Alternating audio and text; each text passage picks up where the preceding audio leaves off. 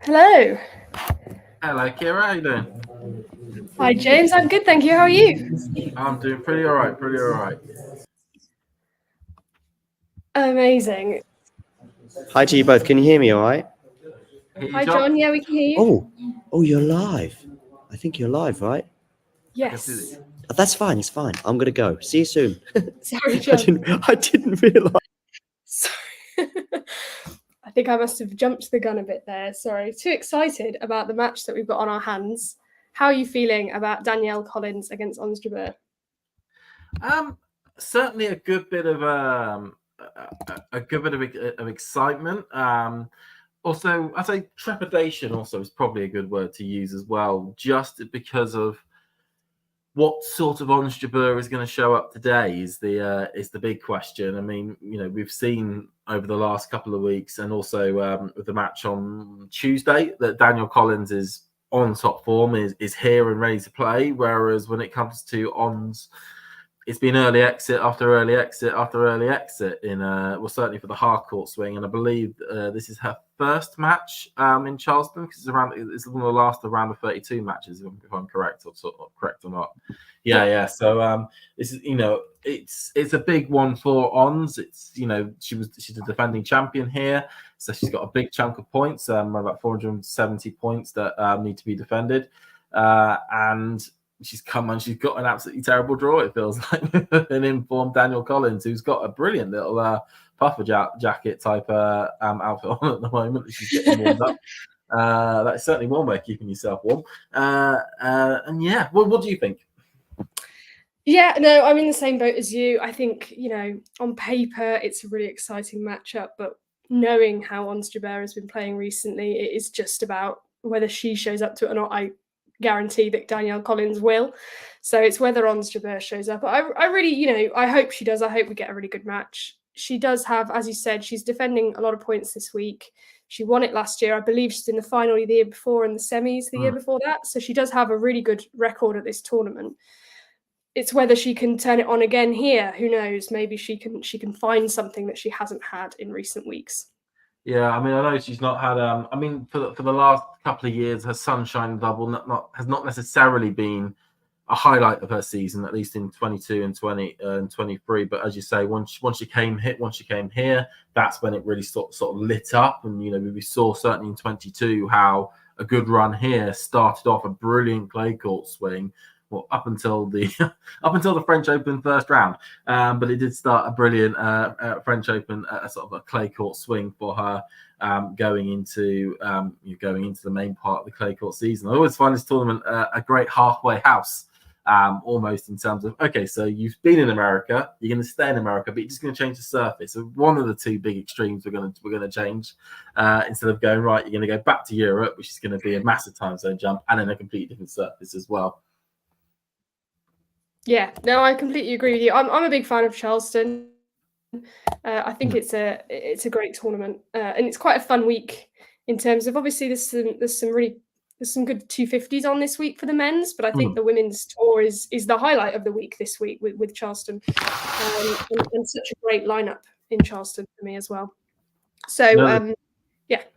No, I was going to say, it's I think as we're seeing, this is part of a span of what the WTA is doing in terms of having a 500 event on each week to keep those big names playing effectively. Whereas with the way the WTA tour works, not many top, basically if you're a top 10, you realistically can't play a 250 anyway, or at least a top 20, unless you want to use that as your only one. And then there's a lot of players that will specifically pick out a certain tournament that they will have as their 250 tournament from the top seeds or from the top ranked players. So having these big 500 events on weekly as they are at the moment, unless there's a big 1,000 events on at the same time, is a real good way, as you say, keeping those big players playing and keeping that interest high. And Charleston's an historic venue. It's one of the last American clay type events in terms of having that green clay, which makes it so distinct. And it always is incredibly well supported, and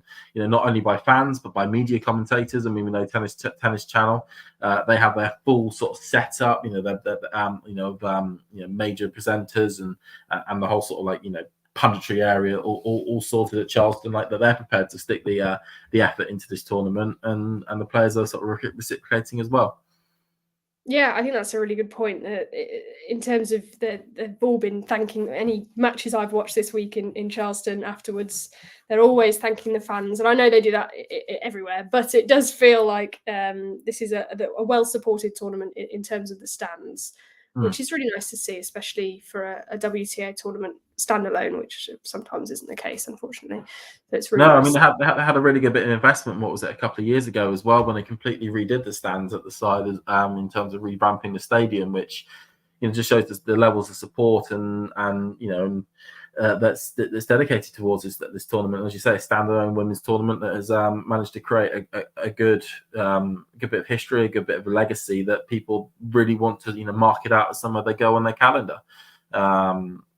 Certainly in that area of America as well. I mean, they have this tournament this time, and then they can jump state to go up to North Carolina to Winston-Salem in the summer period just before the thingy open. But it's got a good bit of people that want to go there. I mean, we know from what was potentially going to happen with Cincinnati that that there was moves to try and get it to Charlottesville, which is not too far from Charleston, by some people, but that hasn't happened, which is brilliant. Yes. And that's going to keep its tournament, and Charleston can stay sort of like the main sort of tournament in that area of the United States. Yeah, totally agree with you on Cincinnati. I'm very glad that did not happen. So on my screen, I don't know, my screen is always badly synced to everyone else I'm always with, but mine, Danielle Collins is just stepping up to serve in the first game of the match. Yeah, I've just got, she's ready to serve. I've just got the title card telling us where the two players are standing, and then the ball's in the air now, and she's hit it. Are we on the same? Oh. Relatively similar, yeah. Mine was maybe slightly ahead, but that seems pretty good. Probably the lag from the speaking, so that's okay. Cool. Yes. There's always the thing that I know that whenever are you on Sky as well? Now TV, but now yeah. TV version. Yeah, I'm on the Sky app on my iPad, so hopefully it's the sort of same.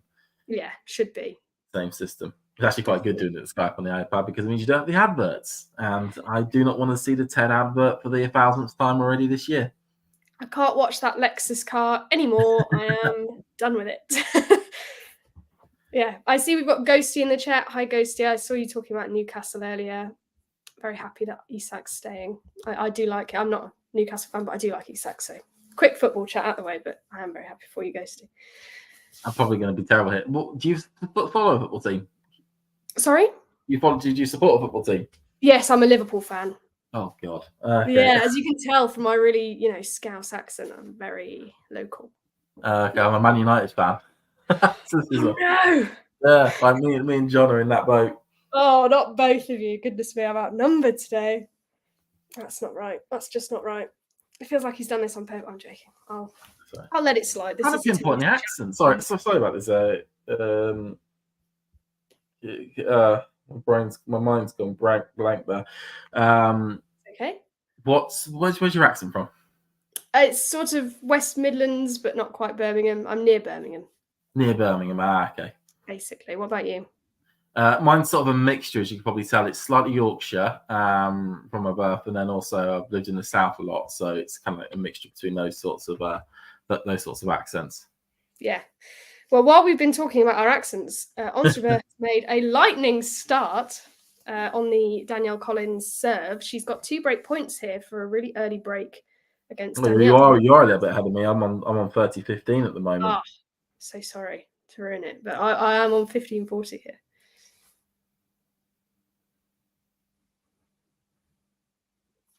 Good serve from Danielle Collins, though, to save the first break point.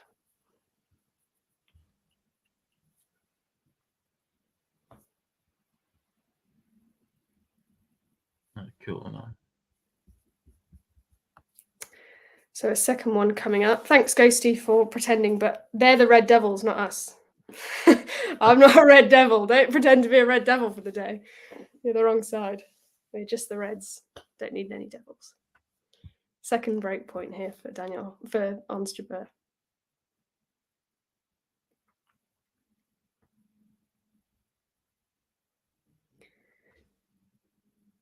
exchanging some forehands, but Danielle switches it to Ons Jabeur's backhand, and she's unable to clear the net, so we're deuce.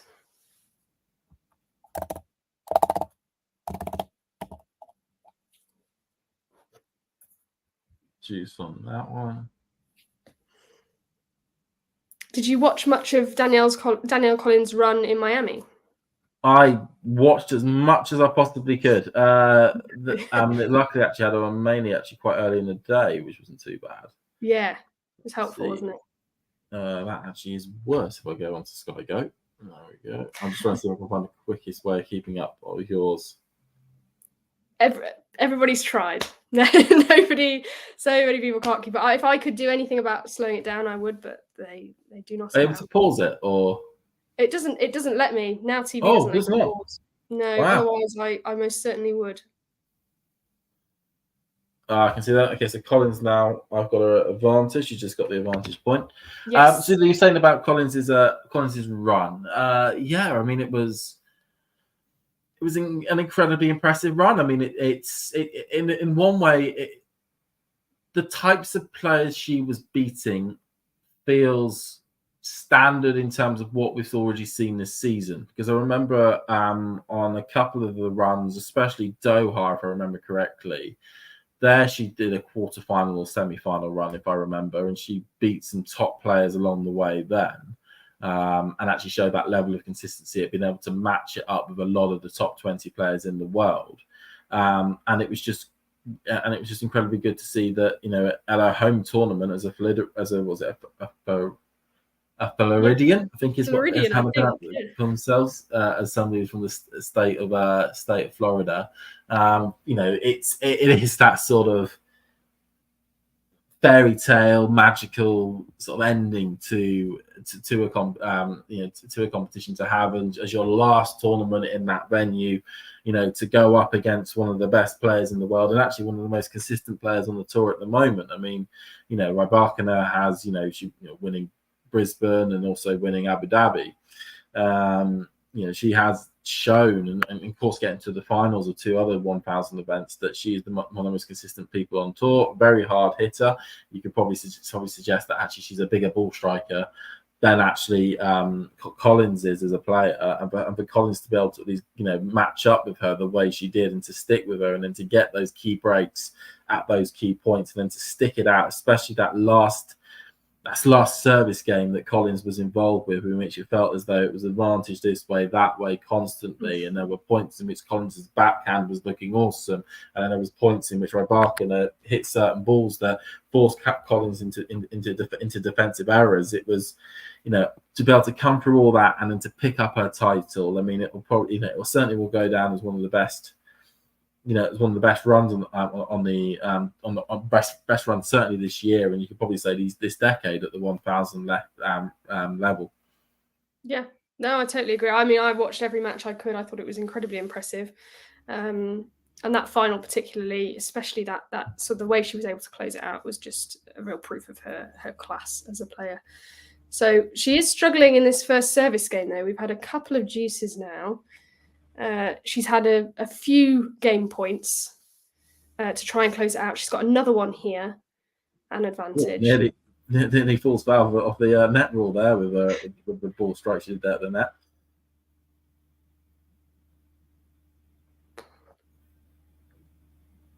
Straight cross court.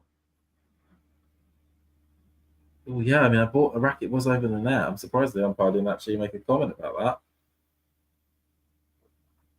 Has the game finished just now for you, or am I still annoyingly I think it's still slightly ahead. Don't just sit it down line, up line by Ons, cross court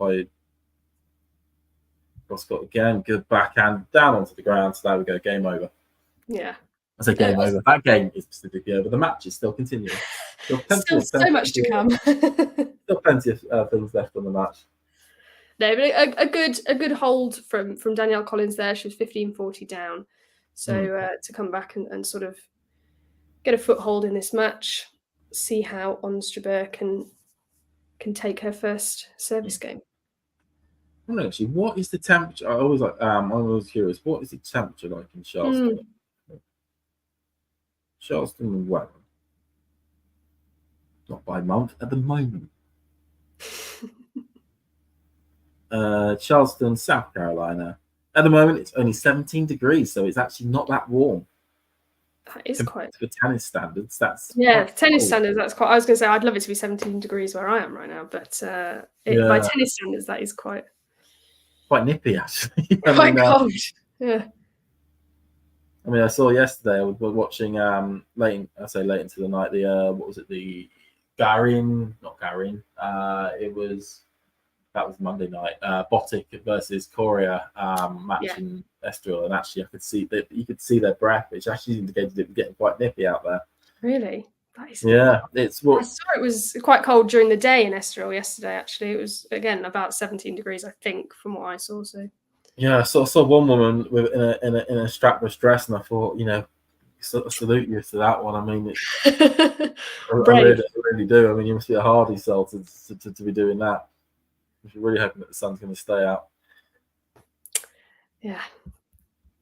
Not. I think I'd be wrapped up a bit more than that myself. I'm not built for the cold weather. But Ons Jabeur just a little bit struggling on this service game. She has had one double fault quite early on to give Danielle 15-30. Danielle's finding some angles though. Wow. She is, as we'd expect from her at the moment, to be honest. I feel like I'm getting so used to her playing so well that I'm not appreciating it as much as I should all the time, because I'm expecting her to deliver. Well, as we know, it's a final year, so it's all about appreciating what she's able to do while we still can. Absolutely. And I know it's been a bit of a bone of contention from her side of things. Just down to the fact of she's playing what is arguably one of the best seasons of her career in what she's saying is the last season of her career. Yes. People then going, well, you're currently, you've just won the biggest title of your career. You've never won an 1,000 run before. You're consistently beating top 20, top 10 players on the tour. And you're now playing yourself into potential sort of second or third tier contention for Grand Slams. Do you really want to give it up? is the question people are asking. And I know, on the counter argument, she has those chronic conditions when it comes to our health, which affects her ability to have children and whatnot. And she wants, the ability to actually, build, have a healthy life after tennis, and doesn't want you have tennis destroy her abilities beforehand, which is a completely understandable, reason why she, wants to bow out at this stage. Yeah, it just seems like a bit of a shame, given that this is turning into her best season ever. Yeah, I think as fans, we see her reaching this vein of form, and you think, oh, I just want her to keep going and keep going. But I think she's been, she's been so clear. She clearly knows what she wants, and I respect her decision, and I'm looking forward to the rest of this final season. You wonder how much of this form comes from the fact that she is that it is her final season. The pressure's off somewhat, maybe, for her, and definitely looks like the pressure's off, because she has immediately broken on, as we often see with having break points and not taking them on somebody's serve, and then immediately getting broken herself. But it sounds like a cliche that people trot out, in sort of key moments where it happens, and you think, it doesn't really happen that often.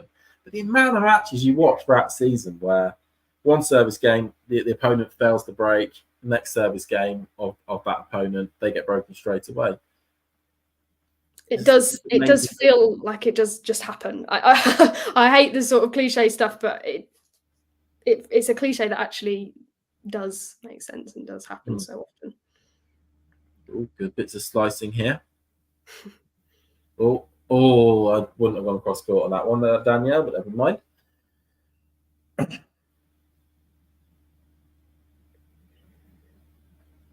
Yeah, you sort of feel like Ons, I don't know, from my view, I think Ons is going to struggle if she gets into a sort of a baseline battle, as it were, with Danielle Collins as she is playing at the moment. I think she's going to have to utilise all the areas of. We know Jabeur at her best has such an extensive skill set, as it were. So if she wants to get the better of Danielle, I think she's going to have to use it.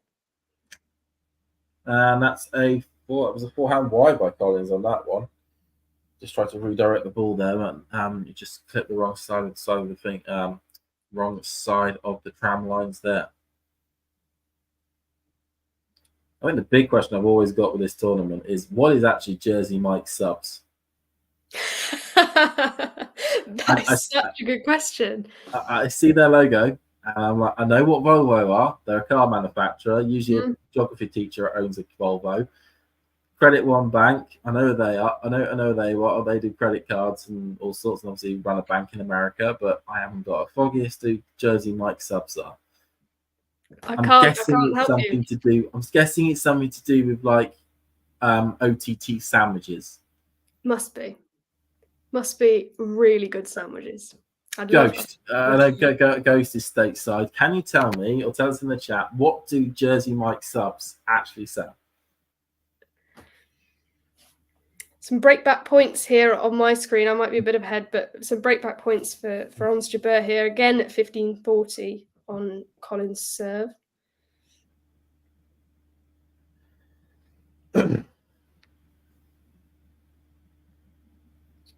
F1 JD has said sandwich shop. Lol, excellent. I had a feeling that good old Jersey Mike's was going to be a sandwich shop. Have you been there, F1 JD? Is it any good? Is it a good sandwich shop? I'd love to know. I'm going to see if they've got a website. They have a website. You'd hope so if they're sponsoring. They do cold subs, hot subs, and they do catering for parties. And catering. What don't they do? It's a good question. That you can get the Jersey Shore favourite. That is basically ham and some ingredients I can't pronounce. Hang on, provolone ham and capachulo. I think I butchered that. I'm guessing it's like looking at it like cheese, like lettuce. As Ons has given up all those breakpoints. She has, yes. And F1 JD has said that Jason's Deli is better, but Jersey Mike's is pretty good. Okay. Oh, pretty good. I see they do a BLT, so I'll be very happy there if there's a BLT sandwich. It also looks like a bit like a Subway. There we go. And portobello cheesesteaks, yeah. And they have an app. And then a reward system, so a bit like Greg's. Now, if it's a bit like Greg's, that's convinced me. I'm in. Ons Jabeur on my screen with another break point, this time on advantage. Yeah, just the reason why it was a double fault there by Collins. Yeah, she's able to save that break point again, though. Ons Jabeur looking just slightly frustrated. I think, she knows that she's not going to have possibly loads of chances. She wants to take the ones she gets. So what results in Charleston have been the most impressive to you then at the moment? Oh, I mean, maybe the result wasn't impressive, but that match between Pegula and Anisimova, I never say her name right, sorry. Amanda Anisimova. Yeah. Amanda, yeah. I think if I say Amanda with it, I can reel it off. But if I just say Anisimova, I hesitate. Anyway, yeah, Anisimova, Amanda Anisimova. Triple A or double A is she could be good. Yeah. But I loved that match. I thought it was just really sort of moments of quality tennis from both, and then that third set where they were sort of both playing quality tennis was quite spectacular. No, the scoreline certainly looked good, and some of the highlights I saw afterwards. I think it was quite late in the night for me, or I was probably too busy engrossed in something in Estoril or something like that to slightly missed that one, unfortunately. Yeah, I didn't watch it live. To be fair, I watched it the day after. It probably was in the middle of the night, but definitely worth watching the highlights of that one if you haven't already. Very good. Another break point squandered by Jabeur. She's had 4 in this game alone now. She's killed over at the moment on my screen. Yeah, this is tight maps, tight games at the moment. They're just currently got a ton of people waiting to well, I do like that in terms of waiting to get to your seat, you can still at least see what's happening in this, on the pitch, or at least on the court. Yeah. Score, slice back by Ons, line. F1 JD says Jacqueline Christian. Wow, was that Christiane, beat... Jacqueline Christiane. Oh, no, gorgeous. She has she beat Vickery, I believe, the American qualifier. Oh, okay. 6-3, 6-4 in the first round. And then has she already played her second round as well? I assume she has. I just remember her from a couple of years ago when she played the Transylvania Open and she kept on going out in a vampire cape. Oh my goodness, yes, of course. Since she beat Vickery, she has now beaten Madison Keys as well. Okay, that's a decent victory. That's a very decent victory. That is very impressive. Yeah, no, I hadn't seen that one. I must have missed that. So many matches. There are. I'm not doing very well at keeping up with all the tournaments this week, I must say. I quite like it when there's just one, and I just have to keep abreast of that. I'm a big fan of one of those good mixture in terms of you get like you say one tournament in a week where you get like there's only just one big one, but it's all that one event, and then you get like another week where you get a couple of 250s on both sides and whatnot that you can then just keep jumping in and out and whatnot. That's true. Very true. Yeah. So Jacqueline Christian has got Navarro in the next round, so that'll be another tough test for her. Amelia, is it Amelia Navarro or Emily Navarro? Emma, I think. Emma Navarro. I don't know why I'm trying to. It's probably because it's probably sort of a Spanish sort of sounding name. I'm trying to make it sound more funnier than what it is. Still a big surprise. I mean, I remember seeing Navarro's name pop up a lot in WTA 125 draws, but then all of a sudden she sort of becomes a top 20 seed at the major events. It was like, whoa, what's up? Yeah, exactly. I've seen some people on Twitter recently talking about her sort of scamming her way into the top 20 through the use of 125s. I don't know if I quite believe in that. Hey, if the points are available and you want to play them, and you play them and you win them and you get yourself up the rankings from it, then fair play to you. I agree. Definitely. I mean, I'm all for people playing as much as they can. I mean, of course, make sure you get put in regular breaks and you don't do like a Taylor Fritz or something and overplay yourself. But especially the 250s and whatnot. But it's you can get yourself up that way. Well done. Yeah, no, totally agree. And Collins is going well here. She did manage to save all of those break points from Ons Jabeur, and she takes a 3-love lead in the first set. Oh, I'm just been a bit wild on the Collins serve, on the Jabeur serve at the moment. I got 30-love Jabeur, and that Collins one was just wildly struck. Yeah. To the backboard. You're always going to get a few of those because she is going to go for it on return.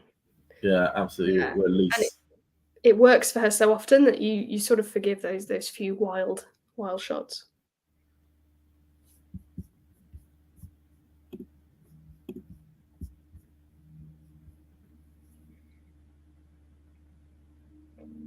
We've of course got some wildcard announcements that came from Madrid. Just looking a little bit further along down the clay period. Yes. Simona Halep and Caroline Wozniacki are confirmed wildcards for the event. Yes, very much opposite wildcards as they are at the moment. Yeah, it's a weird. It's actually a good question. It's a good question actually, based on what Wozniacki said, because do you agree that somebody that, although it was found to be unintentional cheating, it was still somebody who's been convicted of a drugs offence? Do you think that they should be given wildcards to events, to larger events, or do you think they should be working their way up from the bottom? I think it's a really good question, and I really appreciated the way that Wozniacki put it in her press conference. I thought she spoke about it really, really well, and I really saw her point of view. I think in some sort of ideal world that doesn't exist, I suppose you would have people working their way through, but it's financially, Simone Halep is going to draw crowds, especially at the moment with all the noise around her, and she is going to get those wild cards, and it is just sort of the way of the world at the moment. I don't know whether I agree with it or not, but I definitely saw Wozniacki's point of view in her press conference, 100%. I mean, it is one of those things where I say one of those things where, on a principle, do you want to be seen as a sport, or at least have events at a sport that would be rewarding? Because effectively a wild card will feel like a reward to a player who broke some of the rules. As we know, for this case, it was, like the Maria Sharapova case. It was not intentional. There was no intentional doping like Lance Armstrong. But there was still somebody who was reckless enough with the drugs that they take, that gave them then that competitive advantage on the court itself. Do you want to be seen as rewarding those sorts of a player, regardless of who that player ends up being? Coupled with the fact of saying, well, hang on a minute, this is somebody who was playing at a high level before she disappeared. She was, it was unintentional what was found, and do we want to give her the ability to have a bit of a leg up effectively, or a rise up the calendar? Because what is the point in having Simona Halep go to qualifying in Monastir or Sharm el Sheikh for 3 months on end to try and get a ranking back? When she'll just probably bulldoze everyone in that draw, and any of those youngsters that are trying to build up confidence on the main tour, on the tour and on the lower ranks of the tour, will be sort of will be refused that ability to do so. I mean, there was a general question that opens up from this, because more relating to the Tara Moore case. It's that when somebody is found to have not cheated and at all, but was still tried to be prosecuted for it, and I know unfortunately the governing bodies are still trying to get her on additional charges, which I get my look to it probably won't stick, but it's still a bit annoying for her. Somebody who was not then, she's then having to come back onto the tour without a protected ranking, although she was found to have done nothing wrong. And should there be a protected ranking system introduced for those that have those sort of charges placed against them, and have to take that time off the court to get them sorted?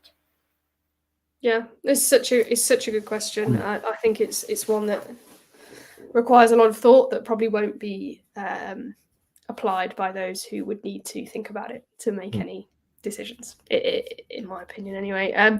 Just to quickly go back to Ons Jabeur, she was 4-love up in that service game, then went to deuce. Danielle Collins had a couple of break points, but Ons did manage to save them, and she has held for the first time in this match to make it 3-1 to Danielle Collins.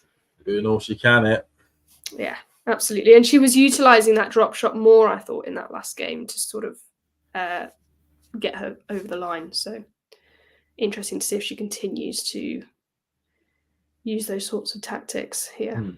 It does feel as well, especially at the start of a clay court season, when your opponent's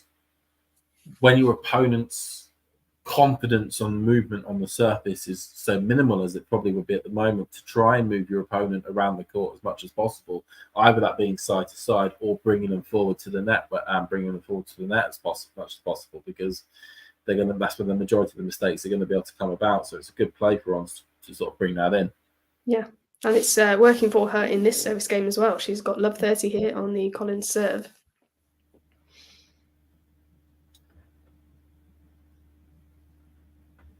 We're certainly not having any easy service games. No, definitely not. But I'm quite glad. I was worried going into this match that could we just see a sort of Danielle Collins wash of just kind of dominating Ons Jabeur if she came out and played like she has been recently. So it's good to see a sort of different Ons on the court today. Looks like she's got a bit of belief. I don't know if I'm wrong. I feel like I haven't watched her in a while, but her knee taping looks different to me than it was. Okay, I can barely see any on the back of her leg, so maybe it's slightly slightly smaller, which is good. It might not be, but it looks different to me. But I'm no physio, so I won't go into that anymore. Oh, Yeah, that is Collins, beautiful from Ons yeah, Jabeur. before now 40 well. Wow. That is so good from. I'm so sorry to go further than you, but that you have to watch that point. I'm going to give you a flag that you have to watch that point from Ons Jabeur. It is gorgeous on 40 love.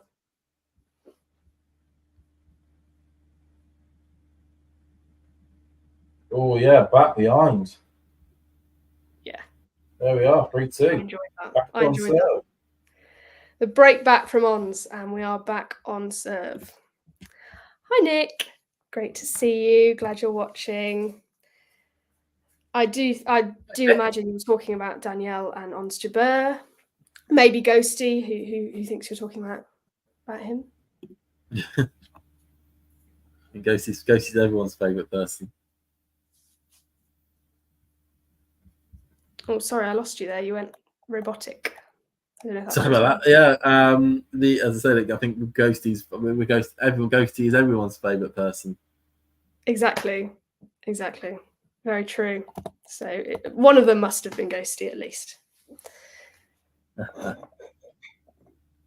I'm still recovering from a cold, so my voice is a lot slower than it usually is. Actually, it's probably quite good for the for people listening at home for me to have a slightly slower voice. Sometimes I can go a little bit too quickly. Especially when I'm trying to say Sabalenka and my Barkiner at the same time in the same sense when they're playing each other. They so often come up at the same time as well. So On's back on serve here, about to serve to get on level terms at 3-all. I mean, obviously Danielle took that early lead, but it has felt quite even though she went 3-love up, I would say.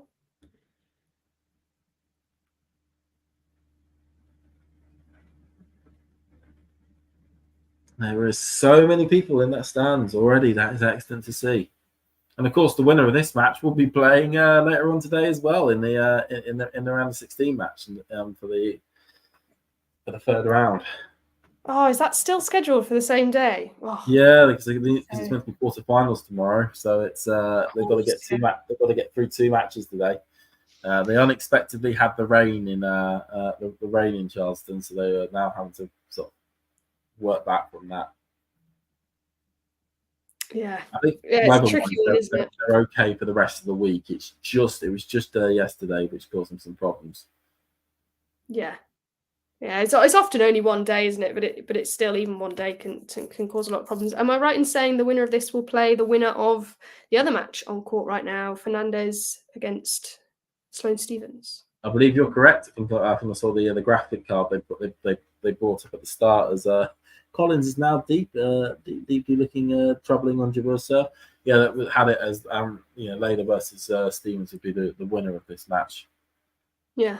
I Nick says he's genuinely using up every single device in his household right now to see both this match, listen to us, and then also watch the Layla match. Absolutely, yeah. Nick said he's genuinely torn between this and Layla versus Sloane. I totally understand that. I think Layla versus Sloane is probably quite a match as well, seeing how Sloane Stephens is playing this tournament. I mean, I'm looking at the scorecard here, and I hope they're not going to spoil it for Nick. They're on serve at the moment, so Layla's 4-3 up at this stage. Yeah, and in our match, Danielle Collins is 4-2 up. She gets a break straight away on the Ons Jabeur serve, I believe, to love. She does. I mean, that is a pretty impressive comeback, actually, on that one. It's, from being broken on her own service game to then instantaneously breaking back on her opponents. Yeah, absolutely. And I thought most of that was from some really brave returning. A lot of those returns were sort of coming back on Jabeur's feet almost. She couldn't adjust in time. She was really getting a great length on those returns. Got a question pop through from Free Sue. I don't know if that's some sort of like satellite TV box, but we'll go over that. Do you all think Collins will get 2 aces? It's a possibility. Granted, green clay is one of the most slowest surfaces on the tour. Could reduce that possibility, but Collins has got a big serve on her. You never know, catch ons out a couple of occasions. Yeah, absolutely. I'll go as far as 3 aces. I'll put my neck Three out. aces. Wow, I'll go you're going three to aces. raise it. I know. Well, it's a strong prediction. But Reminds me of the one time, and here's a funny story from me. But there was I rarely do bets, but I do like to do them during the Grand Slams. And one of the bets that on the website I use, Sky Bet, was the French Open final from a couple of years ago for the men's. So it was Nadal versus Ruud, and it was for Nadal, and it was a special. It was Nadal to win the match and to score the most aces. And I was like, do you know what? It's worth putting maybe a tenner on that. Seeing, it's got a good return if it did work out. So I went through all the match watching it. Nadal was winning all the sets, excellent. And literally there was one ace that was hit, and it was at the right at the back end of literally one of the last points on the second set, and it was Nadal who hit it, and I managed to win the entire bet off one ace being hit in the entirety of the final. And that's One the best ace. of 5-set final. One ace. Wow. Went my way. So I won That is 180 quid. So I was really happy. Oh wow, that is quite amazing actually. One ace, that's mad. I was very pleased with that one though. Good return though on that. Just for a Nadal win and more aces, that's quite strong. Funny enough, I used it to buy Eastbourne final tickets. So it felt like it was used to good effect. That's a very wholesome, very nice way of using that money, I think. Very worth it way of using that money. Collins here, comfortable on her own serve for now. She's 40-15 up. Yeah, she looks awesome. What's really annoying is that shadow actually at the bottom end of the court. Oh, that hasn't come up on mine yet. Let me have a look. Can you not see the shadow? Oh yeah. No, it's just gone back. It's quite a strong shadow.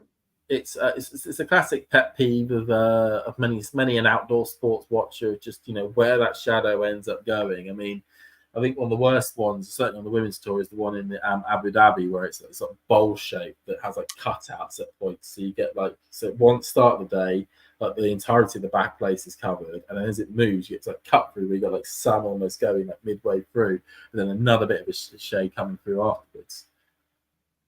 Yeah. No, there can be some really annoying shadows in various places. 5-2 to Collins at the moment. Yeah, looking strong again. I mean, Jabeur obviously had that good return game, and they had quite a few games where they were really nip and tuck. But Danielle Collins does seem to be finding a bit of a stride at this point in the set. Oh, she's picking up some what looks like protein powder at the same time. Big box of it. A big tub of it. That's that sort of thing you see gym goers get. Gym goers use. Yeah, well, He's not really a gym goer.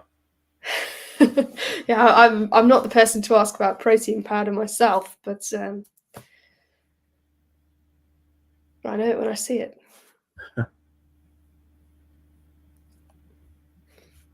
Lots of good thing. Novak is right. Tennis brought in all those stupid gamblers, didn't give players a cut, and now we all have to tolerate them. Okay. I mean, yeah, that is a bit of a problem where there's a lot of people that gamble on tennis matches and get really aggressive with those people that that end up losing. I think. Do you follow Jodie Burridge on Instagram? Yes, yeah, I do. Yeah. She one time, I think it was for one of her matches, she then posted she screenshotted a lot of the messages she received after one match, a match she won as well. Really quite aggressive and get people that gambled on or betted on her to win either sets or that match, and it was really quite a nasty environment she ended up in. Yeah, it can be horrible. I mean, I think obviously, as Jodie Burridge proves, it can happen to all players on the tour. I think with for me and everyone will be like, "Oh, Kira's talking about Iga Swiatek again," but it's worth talking about her, I think, in this case, because I think, with how dominant she is and has been for a while, people really expect her to win. And I know she's got massive, massive abuse from a lot of people when she happens to lose a match, just because they've placed a bet on her winning and expected her to do so. And I think it can be a really toxic environment for a lot of players.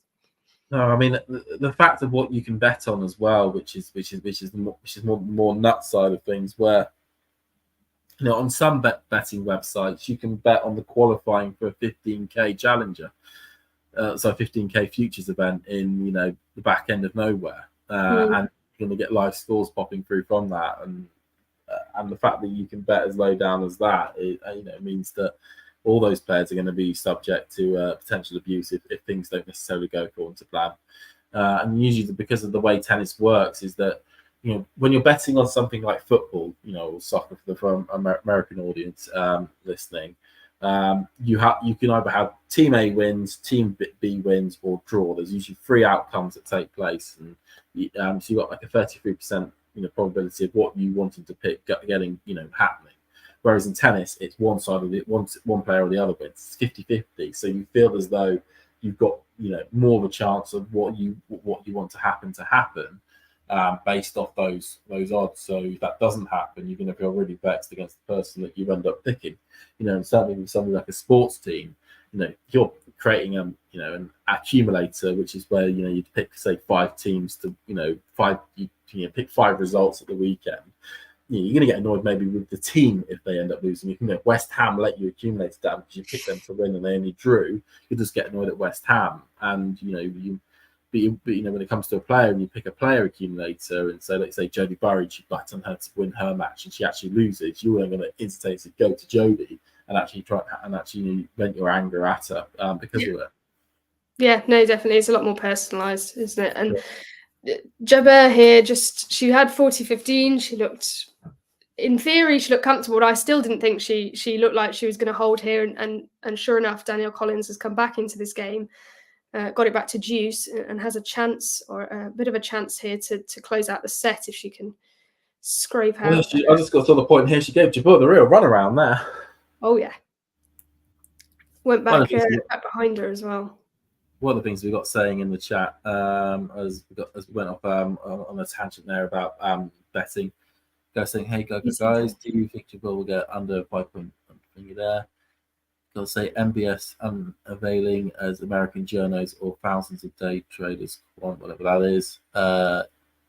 Kira, best protein powder is the Hamburg with cheese. That's a recommendation. Thank you. Yes, I would agree. I would totally agree with that. And then Nick has said, I have work for another hour or so.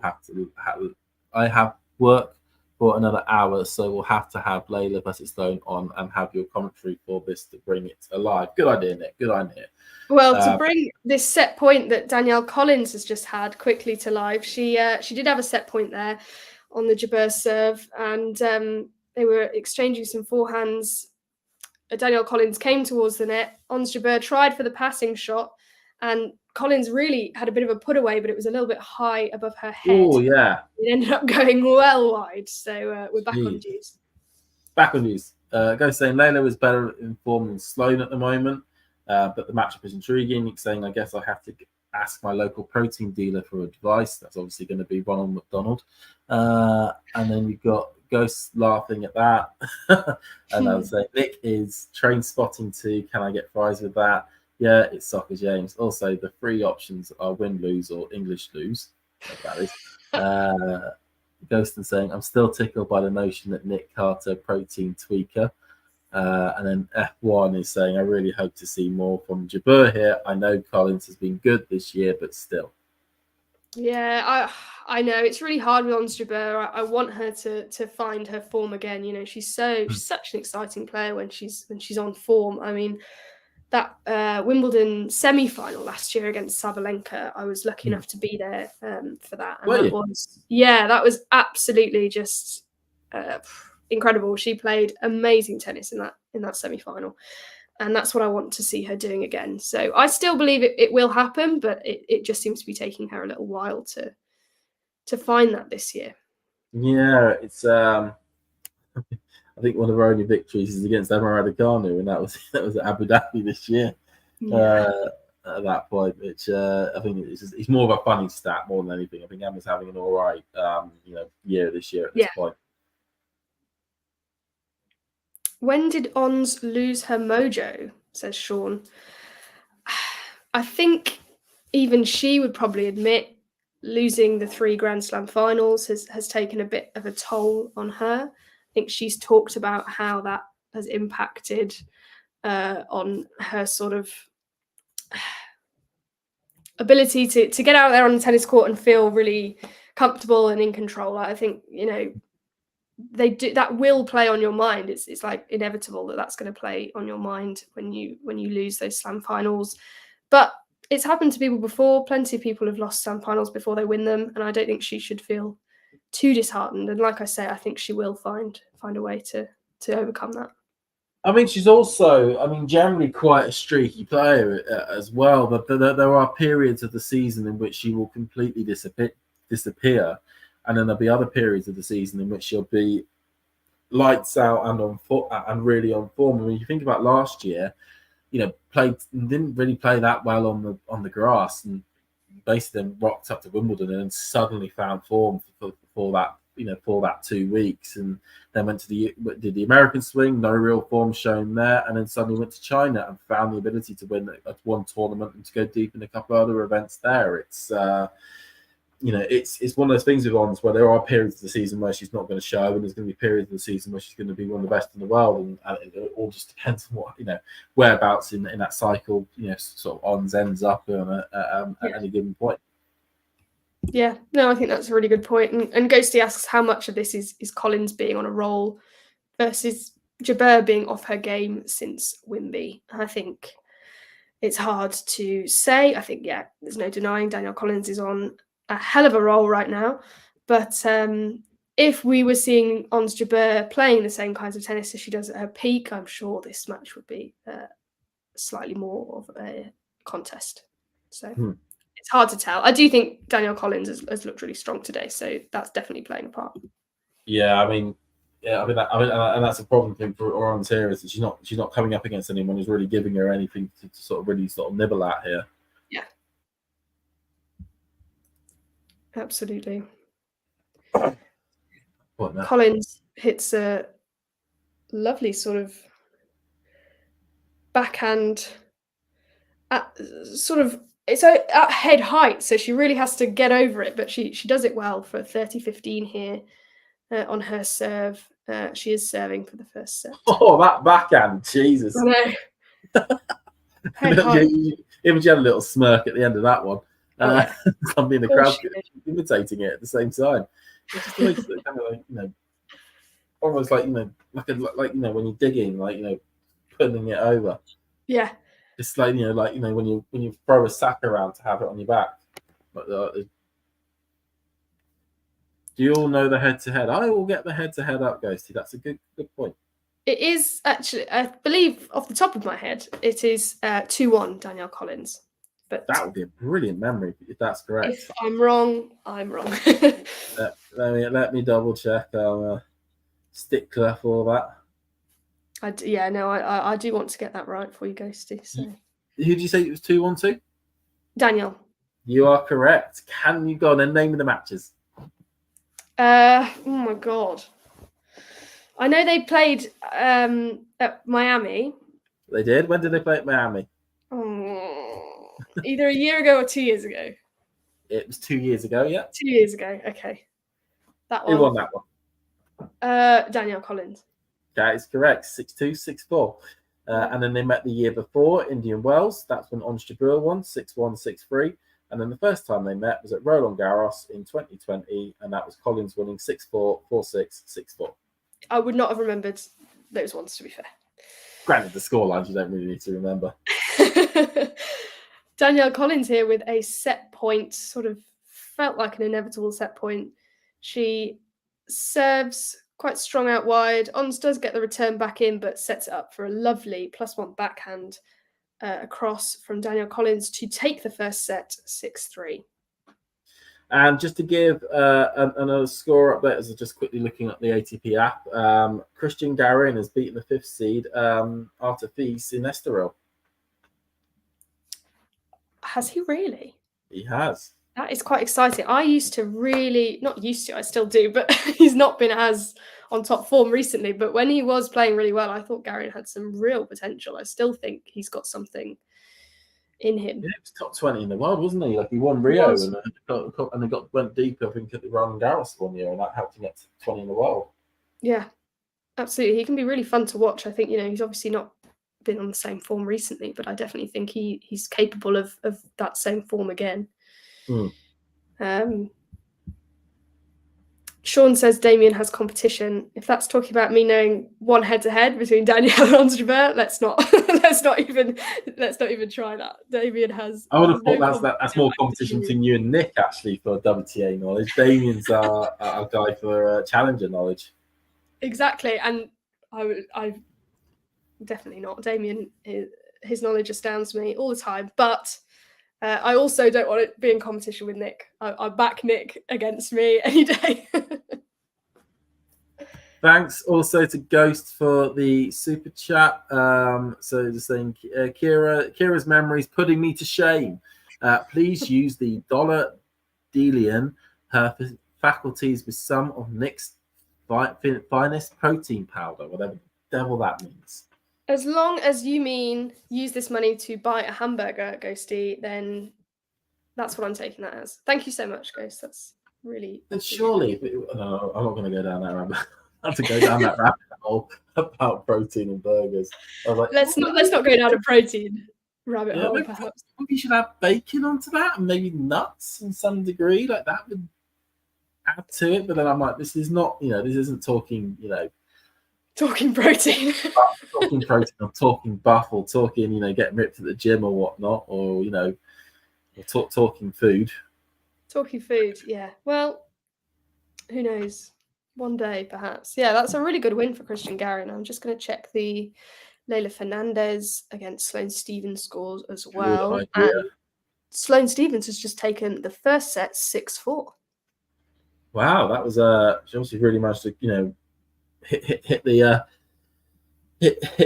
accelerator accelerator at the end of that first set to get that over the line. That's pretty good for Sloane there. And I can see also that Gracheva versus Mertens has entered court 3. Yeah, really impressed with that from Sloane Stephens. Although I do think it feels like it's been coming a really good performance from her. I think I've watched her play so much good tennis in recent times that I'm not as surprised as I might be with her taking the first set against Leylah. But it is only the first set, and anything could happen.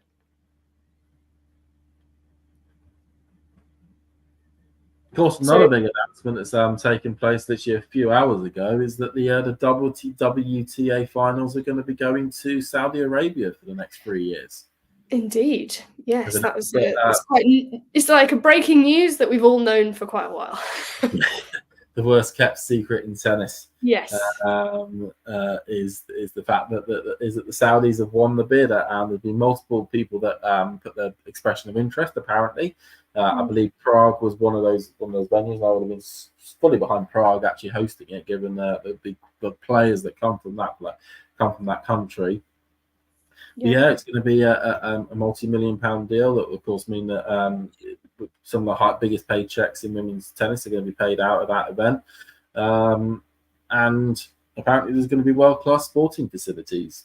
Granted, with what we've seen so far with tennis in Saudi Arabia and other sports, it's still got a way to go. I think that's fair to say in terms of people going. But I think the main thing that people are going to point out is that they talked about in the press release, consultation with Chrissy Evert and Martina Navratilova, two former players that have been very outspoken about, I say outspoken, or be very vocal of their opposition against the WTA looking to move to Saudi Arabia, given the incredibly poor human rights records of the country and the rights of women in Saudi Arabia.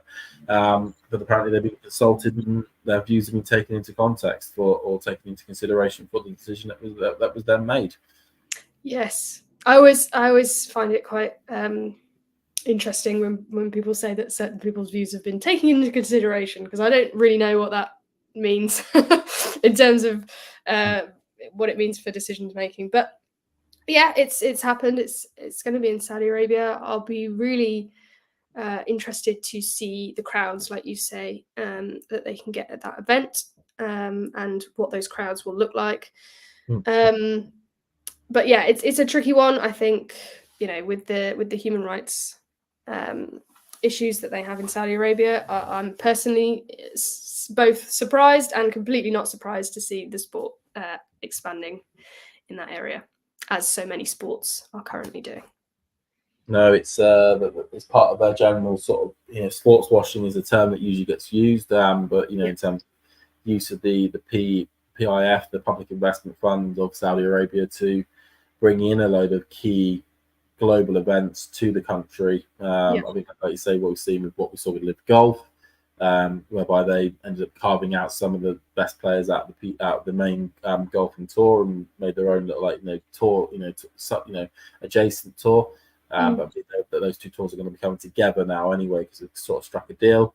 But then we've also seen big boxing events that are taking place over there. With the likes of Anthony Joshua and Tyson Fury being a couple of players that have gone and fought some bouts over there, and of course all the football players that have recently moved over to Saudi Arabia, like Cristiano Ronaldo and whatnot. Yeah, it's a huge talking point, obviously in tennis, but also in sport in general at the moment. So, in terms of the match that we're currently watching, Ons Jabeur is still serving for the first game in the second set. Has been struggling with a few juices, and currently has a game point, which she secures with a strong serve that Collins can't return. So she does, in the end, hold the first game of the second set, which was really needed, because I think if Danielle Collins had managed to break there, the momentum really could have taken her into the second set, and she could have run with it.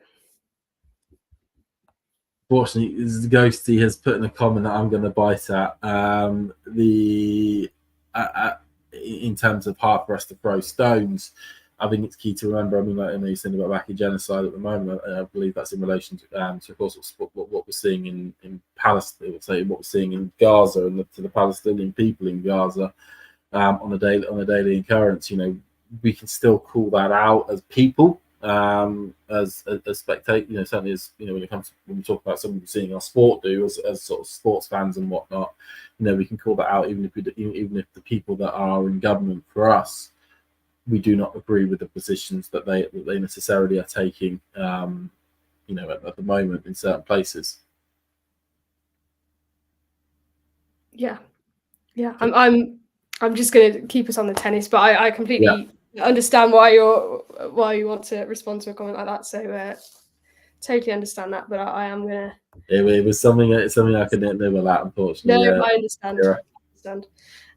But just for I understand, Ghosty, you always bring those topics to us, and I completely appreciate that. But just for everyone else watching, I'm going to stick to the tennis in case people are watching us instead of watching the match and wanting to stay on top of what's going on. So Danielle Collins now serving. She's 30 love on her first service game of this second set. Feels like we could see a few kind of easy holds to start this set off before we start, for Danielle Collins at least, before we start seeing any change from Ons Jabeur. I don't know about you, I'm not seeing a real reset from Ons Jabeur here yet.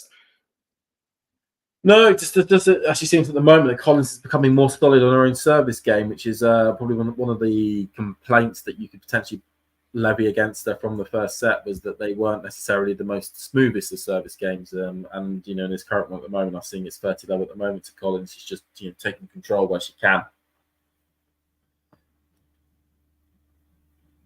Yeah, no, totally agree. She looks pretty in control here to me, Danielle Collins, which is something we're, as I said earlier, getting used to seeing from Danielle Collins on the tour.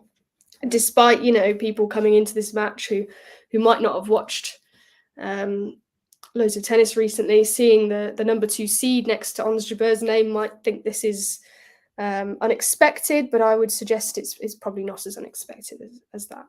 No, it's one of those times in which that number is just basically a pixel on a screen as much as anything. Absolutely. Which can happen. It does happen. Not to say or suggest that Ons Jabeur's ranking is wrong in any way. She's earned those ranking points just as much as anyone else. But as in terms of current form, I think a lot of people will have come into this thinking Danielle Collins the favourite. Yeah, I would certainly say that Danielle Collins will become his favourite. I love service hold there as well. And now, if you're Collins here and you're looking to want to get the victory, you would probably want to be wrapping this up in straight sets, given the fact that you're going to be on later on today. Because Jabeur will be fighting, trying to fight for every single point that it's worth at this stage. Yeah, and she's going to need to. I think, she looks, Ons Jabeur, to me, in terms of if we're kind of assessing the mental side of the game, she looks like she's still in this. Yes, there's been some signs of frustration from her during this match. I think there was one sort of rather tame racket throw at one point, but she does still look like she's locked in. She's ready to fight for this second set as she goes 30-love up on her own service game.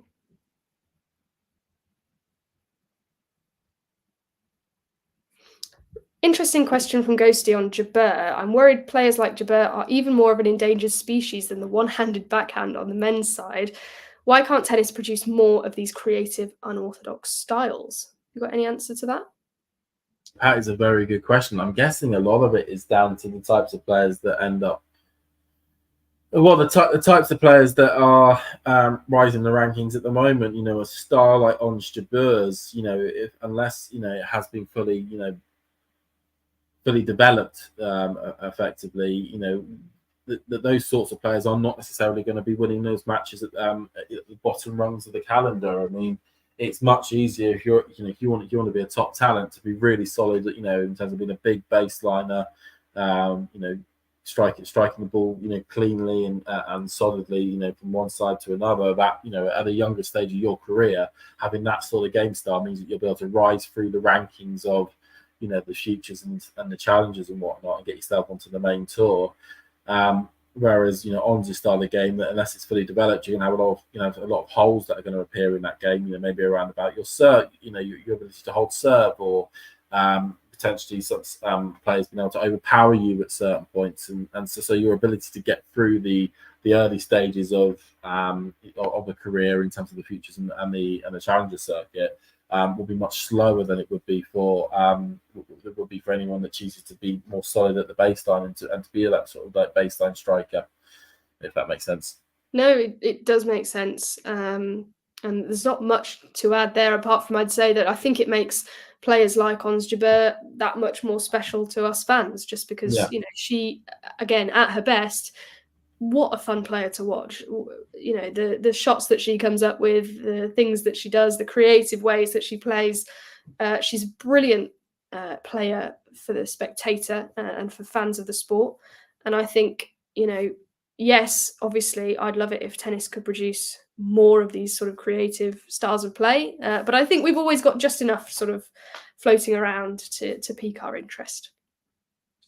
Yeah, I mean, players will always adapt. I mean, we will never, they'll never get to a situation where it's just the same type of player all the time. Because then what will happen is that that become very predictable, and there'll be other players that will want to beat those players who will start introducing different styles and elements into their own game that will start then beating these players, and then those players will end up changing their styles of game, and that sort of cycle ends up sort of continuing and moving over. Yeah. Definitely. F1 has given us a brilliant stat. Collins has now won 17 sets in a row. That must be since she lost that first set in the first round of Miami, I believe, and then just didn't lose a set again. And still hasn't.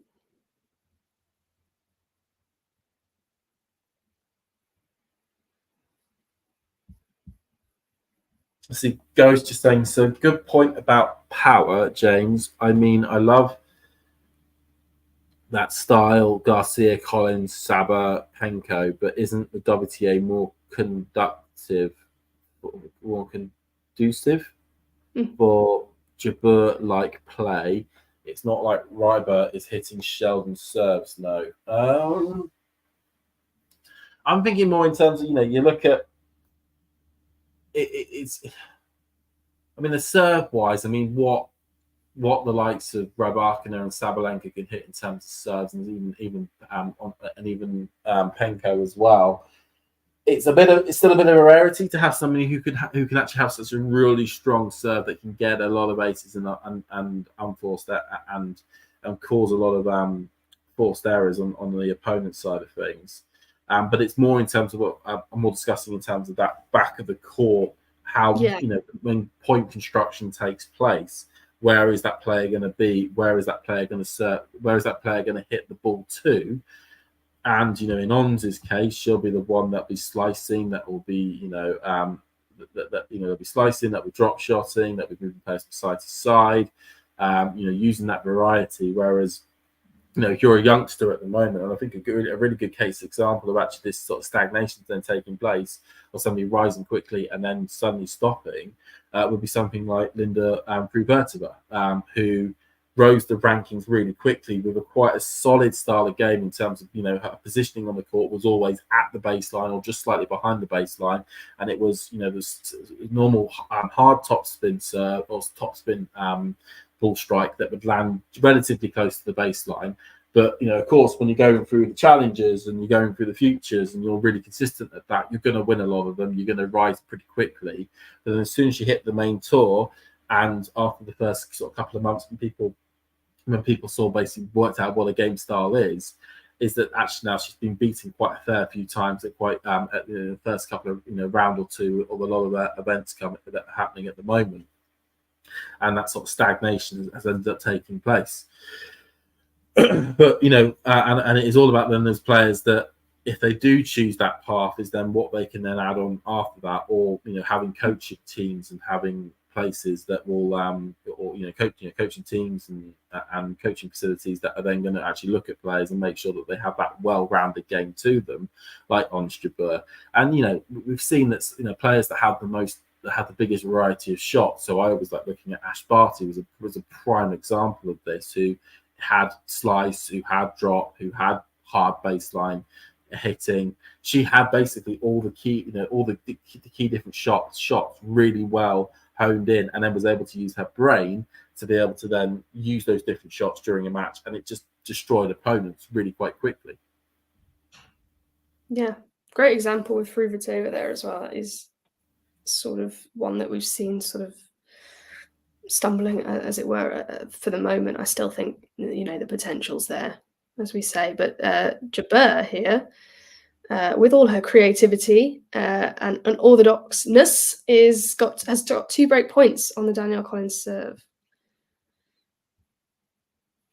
Yeah, I mean, I do think that if a player does come through, that those players that have the types of game styles of Irina and also Elena in terms of that serve, which can get them so many free points, those players will always stay at the top, and their rise up the rankings will be quite quick.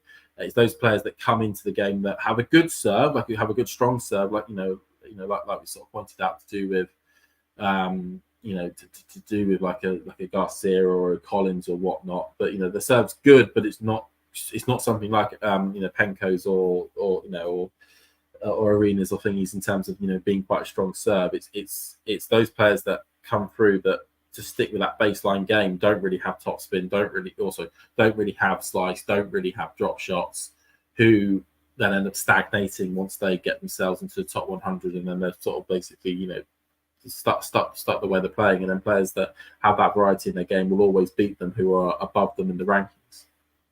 Yeah, really good point. And Ons Jabeur making a play here. She secured that break in the last game with this quite spectacular drop shot that Danielle had no chance of getting to, and is 3-1 up serving at the moment, 30-15.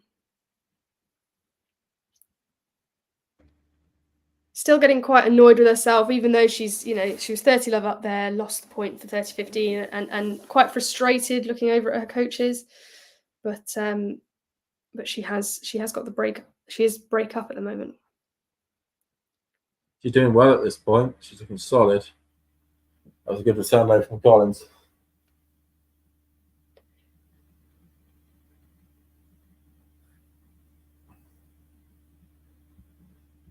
feel like Interesting really question from Sean here, and Ghosty agrees. Are women who have a strong build limiting themselves because 90% of the time brute force is enough? possibly. I would certainly say possibly, because by the time in which they get themselves up to the positions in the rankings and in the stage of their careers, that basically they will get to that stage quite quickly. They'll then stagnate, and by the time they're then stagnating, they're already early 20s, maybe mid 20s, and by that point, your ability to then add extra elements to your game and fundamentally change your game is a lot more restricted, because the best time to make those fundamental changes is when you're 16, 17, 18. Yeah, it's very rare that we see those changes take place later in a career, I would suggest. Yeah. Not impossible, but rare.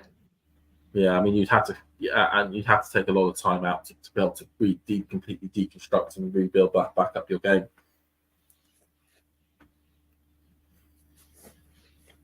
So Ons Jabeur holds for 4-1 lead in this second set. And I don't know about you, I wouldn't necessarily have predicted this resurgence from Jabeur after the first set. Yeah, I mean, I think what's happened here is that Collins was, I think a lot of it is that Jabeur knows that she needs to up her level at the beginning of the second, and Collins was unable to get that early break that she probably would have liked in the second to at least cemented the momentum from the first set. That then level from Collins then drops. Hey presto, Ons is now 4-1 up in the second, and was able to really sort of take advantage of the drop in momentum and drop in tempo really from the Collins end of the court. Yeah, definitely I feel like she's taken advantage of a moment here, and that scoreboard pressure of it only being one break, but being 4-1, I think could work in her favour here in terms of managing to see this over the line and maybe taking this to a third set. Yeah.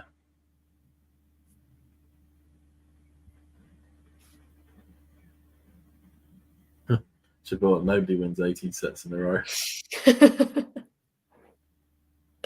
Maybe she'll say that in her post-match interview if she manages to turn this one around.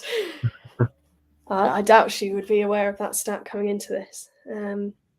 Nobody beats Vitas. What was it? It was Vika Zacharias.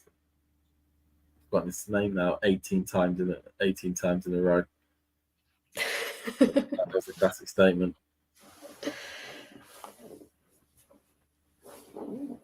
Because Gerolitis, I think it goes to Gerolitis. Because Gerolitis, that was it. Guess he's going to kill me, because that was actually Ghosty's favorite player. Of course, yeah. Apart from Danielle, emphasis on the yell.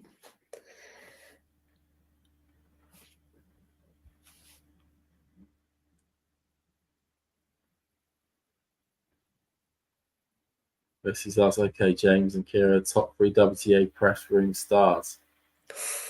Ooh. I'm going to need help there. What do you mean by press room stars? Does that mean players or people that ask questions? Or I assume he must mean the players who present themselves the best, or perhaps the funniest, or whatever you think is sort of the best press room conducts. Oh, good question. Good question. Right. That is a good question. I think you'd be hard pressed to argue that currently, especially this year, Danielle Collins is kind of killing it in the press conferences, I think. Yeah. If we're talking, I certainly agree with you on that one. Yeah, I'll definitely have her in my top 3 at the present moment. I do like Iga just because she can say something and then feel like she said something a little bit too hard, and then goes, well, maybe, and sort of like cut, tries to strain back a bit on every comment that she makes. I do like that. Yeah.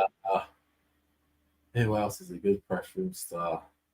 I mean, hard to argue with Arena being pretty funny in a press conference. I know people have made comments about whether she's funny or not. But I think Arena can be quite funny in a press conference. Ghost says Sakari. That's a great shout. Yeah, Sakari could be a good one. I'm trying to think, does anyone really articulate themselves in terms of, because those lot are good because they're funny but anyone who's that, like when you listen to like a Murray comment or whatnot, you usually pick up, okay, he's funny, but he's also very, almost like philosophical or interesting. But it feels like you've learned something from what they've ended up saying, and your worldview is completely different afterwards.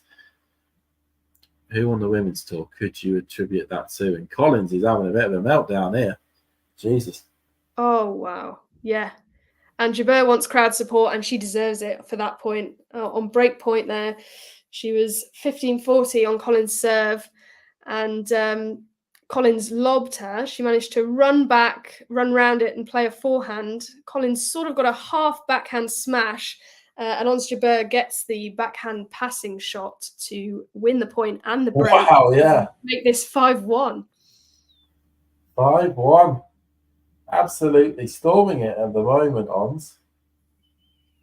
Absolutely, yeah. That was really impressive, both at the point actually, and I think the game. And she's pointing to her temple, as I always say, Rashford style, and and it's true. I think mentally to come back in this second set in this way is quite mentally impressive, especially all that she's been going through recently. Struggles on the court, struggles with her knee.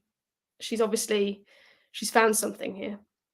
Yeah, I mean, it's all about it's that class. As I said, there's cliches, but new set, start again. It's something happens in the set previously doesn't matter in terms of the set you're playing at the moment. You started from afresh. Yeah, most definitely. Nick agrees that Arena has to be top 3. I'm with you on that one. And that we shouldn't have said anything about 17 sets in a row. Somebody else gave us that stat, in fairness. We have not. I'm not taking responsibility for jinxing Danielle Collins.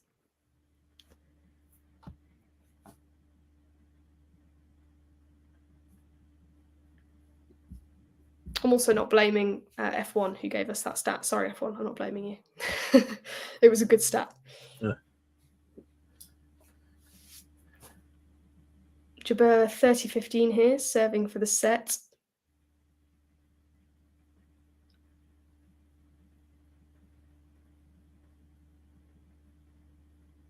Was he?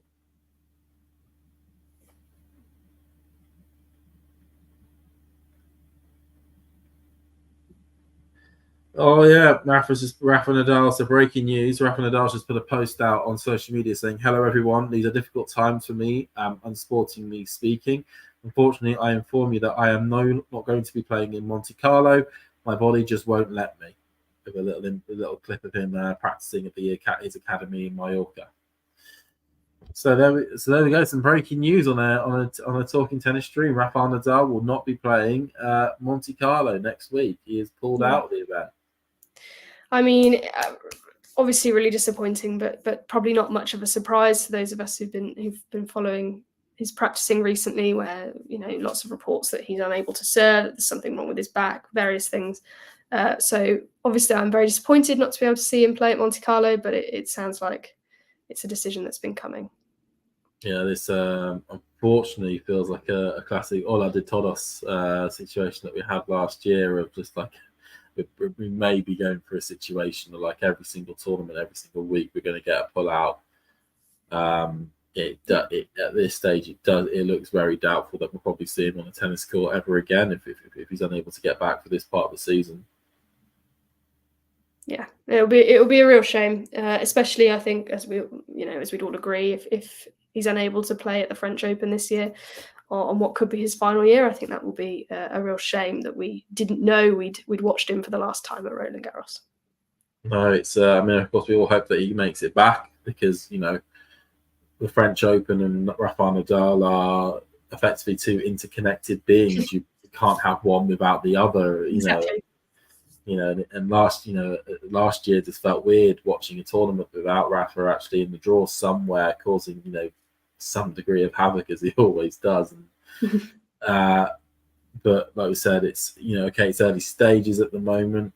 Monte Carlo is the first big major event of the year on the men's side, on the men's calendar when it comes to the clay court tournaments. And he's down for Barcelona next week. If he turns up for that, or the week after, sorry, he's down for Barcelona, which is the week after. If he plays that, looks doubtful probably, and then it's Madrid and Rome. I think we can probably say that if he doesn't play Rome, he's probably is then curtains for the French Open, but we'll have to see how it goes along. But we hope to see Rafa back. I hope to see Rafa back. I do. But at this stage, it looks doubtful that he would be attempt to try and get 15. Yeah, it does. It's a difficult one, isn't it? I always sort of think, if this season doesn't pan out as he hoped in terms of a last season, will he try and push on for one more because he wants that sort of farewell tour, and that's obviously not been going to plan. I don't know, he might just call it a day, but in a way that doesn't feel like Rafa as we've known him for so many years. So a difficult one. We have obviously been distracted by Rafa's breaking news, and Ons Jabeur in the meantime has just got on with it and won the second set 6-1, which is quite the turnaround. She is on a roll. She is, which is what we were just saying about Danielle Collins just an hour ago. What are you expecting from this third set? Oh, that's a good question. I think whoever starts the brightest at the beginning of it will win the set. At this stage, I would still back Collins. Would I back Collins? Ooh. It's a toss of a coin. Do I have a coin anywhere near me? I don't think I've got a coin anywhere near me. Have I got anything that I could just toss up and see how that lands? Hold on, people at home, as I'm frantically looking around my room to see if I can find anything that has two different sides in it. I don't think I do. So yeah. Then the break. Let's see you get. Like I said, I think the person who starts the strongest will end up winning the set. Maybe the person who gets the first break. But it's a new set. It's a restart. Yeah. As I said about Ons at the beginning of the second set, the same can be said for Collins. That was the second set. That second set's now done. That's the third set. Everyone's equal. We've got a one-set shootout to decide who's going to get to the third round here in Charleston. Absolutely, and I think it's a really positive thing in terms of tennis that this is going to a third set and that it's been a contest. Whoever you end up rooting for, whoever you want to win, I think it's nice to see Jabeur back competing. And obviously, if Danielle can sort of bring back that level from the first set, we could have a real corker of a third set on our hands here. Cool. I like that word, corker. Yeah, very, very, very British. I kind of hated it after I said it, but I'll stand by it.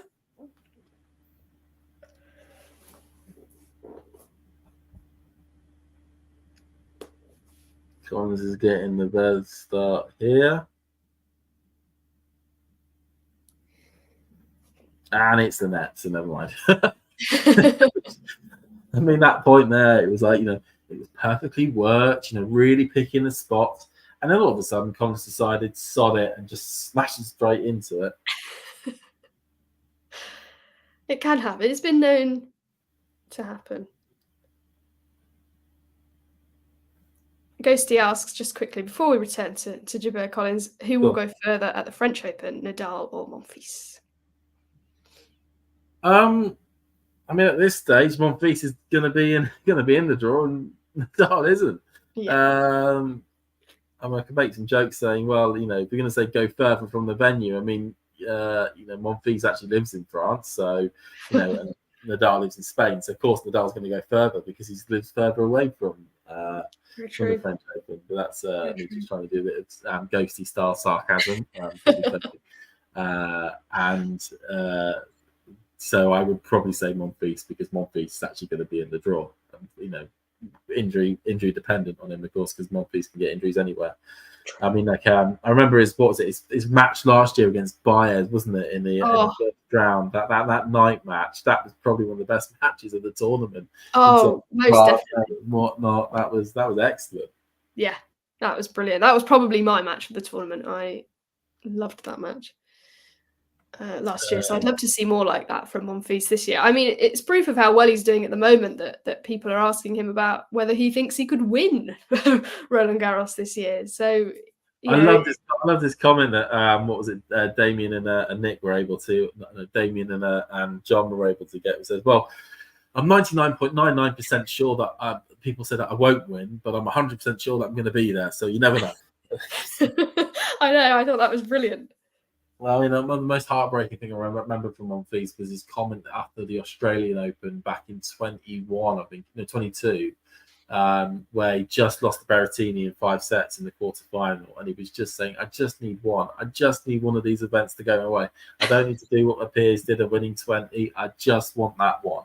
That was like the most heartbreaking thing, but like wholesome thing that he probably ever said.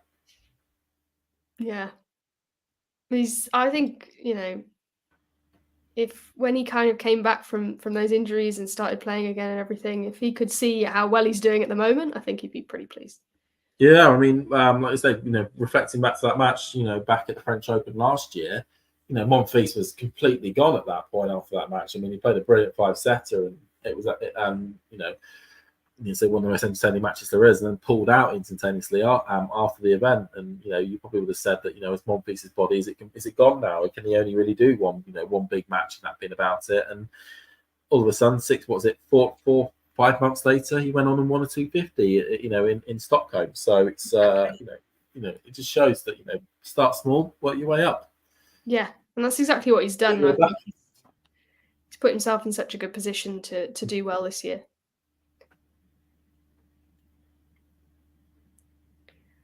Nick saying, in the time Collins and Jabeur took to play set 2, Layla and Sloane played 4 games. Wow, that's quite the different match. If you're watching that one, Nick, I see it's 2-2 in that second set. Who's got the momentum there in this second set? I'd be interested to know. Who's got the momentum? It's a good question. You can see that Collins has won the first game in the third set here. It's going okay for Collins at the moment. It is going okay for Collins at the moment. I've got her at 30-15 on my screen on the Jabeur serve. Yeah, absolutely. And I think it would be, I think it's very important for Ons to hold on here, which is looking less and less likely as she goes 15-40 down. And Collins has 2 break points. Sean looks it perfectly. I love long games, but I also like short matches. Quite difficult to have both. I suppose it could happen, but I think you might have to pick between the two. Yeah, it's. What do you prefer? Do you like a condensed? Are you somebody that likes sitting down to a 3-hour 30 epic if it's a best of 3 set match, or do you prefer to get it all wrapped up in under 2 hours? For me, I love an epic. I'm all about an epic. Oh yeah, give me 5 hours, 5 sets any day. I will. I just love it. That's my jam. Wicked. Yeah. I mean, I'm on the side of I love an epic as well, as long as it's a good quality epic, and the crowd are getting involved, and there's ebbs and flows this way and that, and you really feel as though you've gone on an emotional roller coaster. I think the biggest epic I remember watching, just random one, was Murray versus Tiafoe at Antwerp. It was like 7-6, 6-7, 7-6. Match took like 3.5 hours, and it was the biggest like ebbs and flows match I've ever probably watched in a while. Brilliant. Yeah. Oh, and the racket's getting demolished.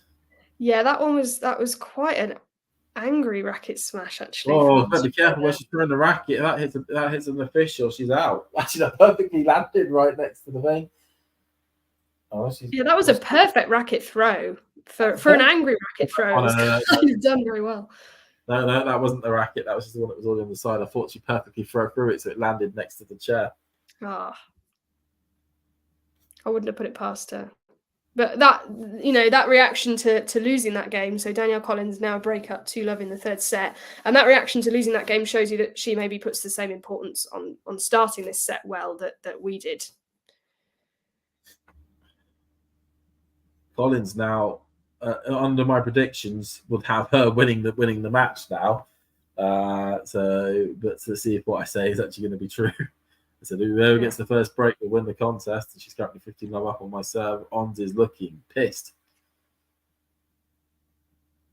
Yeah, she's not happy. She's certainly not happy, and I can see why, because that second set, you know, she will have felt that she had all the momentum, all the reason to come into this third set strong.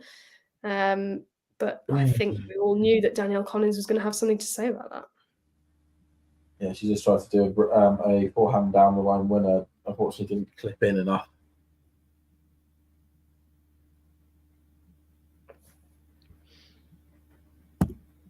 Nick asks, how much will Collins have in the tank if she wins this and has to play later, given this is her third consecutive week of play for her? It's a good question, that.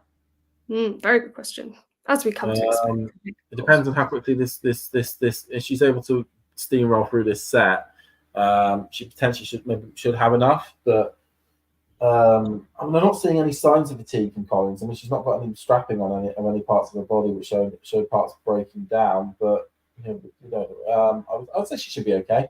Is going to be my my medical, all my medical knowledge, from all those years at medical school that I went to. Jokes I didn't. So yeah, she'll be all right.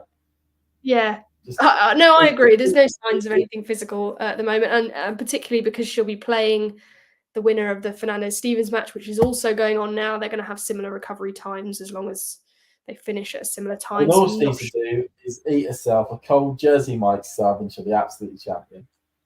Absolutely. I'm surprised we don't see them eating those sandwiches on court if they're sponsoring the tournament. Surely they'd want to pass them out to all the players.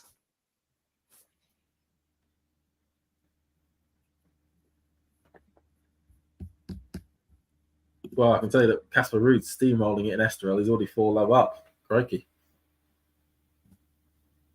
Wow. Bogota should be starting up soon as well. A little bit of interest from, I know from my perspective as a Brit follower, for Fran Jones playing her second round match against Laura Sigmund later on this evening. Oh, that is quite an interesting match. She was, of course, defending semi-final points there from last year, Fran. Of course. Yeah, I would have forgotten that if you hadn't said it. That is a good one to watch. That's a good bit of niche knowledge. That's my niche knowledge coming out there in terms of wild results. Oh yeah, I can. Yeah, I imagine your Brits knowledge would certainly surpass mine. I'm not necessarily it's a an little expert bit in all things Brits. It's a little bit too extensive, unfortunately. No such thing. No such thing as too extensive. Ons Jabeur looking slightly more demoralised now as Danielle Collins holds big fist pump as she holds for 3 love in this third set. Are we at the beginning of the end or the end of the beginning? Philosophical. I like it. I don't know why I said that, but we'll go down that line. I've said it now. The cat's out of the bag. You've said it. It's out there. The cat's out of the bag, as a Britishum, as I usually like to point out. Yes.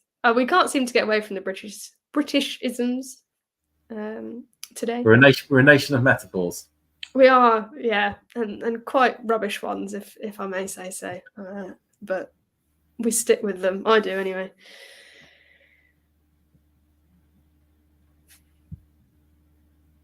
And some talk about something called Stephen Lee.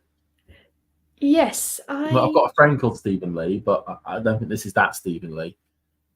I thought there was a snooker player, but I'm not aware of a tennis player. There sounds like there'd be like a snooker or a darts player called Stephen Lee. I think there really is a snooker player called Stephen Lee. I don't think I'm making that up, but I don't know. Are we getting Are we then getting bombed as we're now talking snooker? We want to be talking about the Blackpool, about that. I mean, what is it? The 6 holes. There's a pink ball. I know that. The majority of the balls are red. I know Rodney O'Sullivan. That's the name I do know. I do reckon. Great name. He's got a great angle on that. Left centre putt. I don't know. Oh, I think putt might have given you away there, but I'm sure people won't know. I've been snookered. and that's a good one. That's a good one. I like that. That's a good one. I'm too pleased with that one. I'll put that away. Ghost says that he feels bad for Ons, who he loves, but chuffed, another awesome Britishism. I'm definitely behind chuffed. I love the word chuffed. That Danielle continues her remarkable run. Yeah, I can understand that. I think most tennis fans will probably feel bad for Ons Jabeur on this run that she's on. It's nice to see her get the second set in such convincing fashion, but if she does sort of fall away in this third, then it's going to be another disappointing performance from her. Yeah. Well, but Collins is not really doing much on the Jabeur serve at the moment. That's 2 unforced errors. True. She's had a. This could be a stronghold from Ons Jabeur.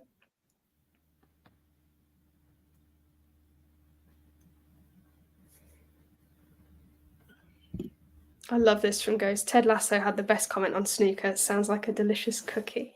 That's so brilliant. That's because it sounds like snickerdoodles, isn't it? Isn't that an American thing? I think that's an American thing. Snickerdoodles. Sounds like a I think dog. that's an American cookie. Somebody can correct me if I'm wrong. Oh, backhand by Collins. Now that was a snickerdoodles of a slot shot.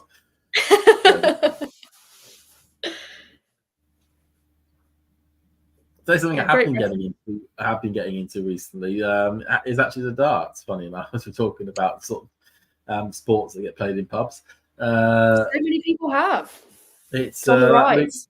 Because of Luke Littler, the teenage sensation. I've been watching the Premier League of darts on Sky every Thursday night now. Oh, it's wow. been really entertaining.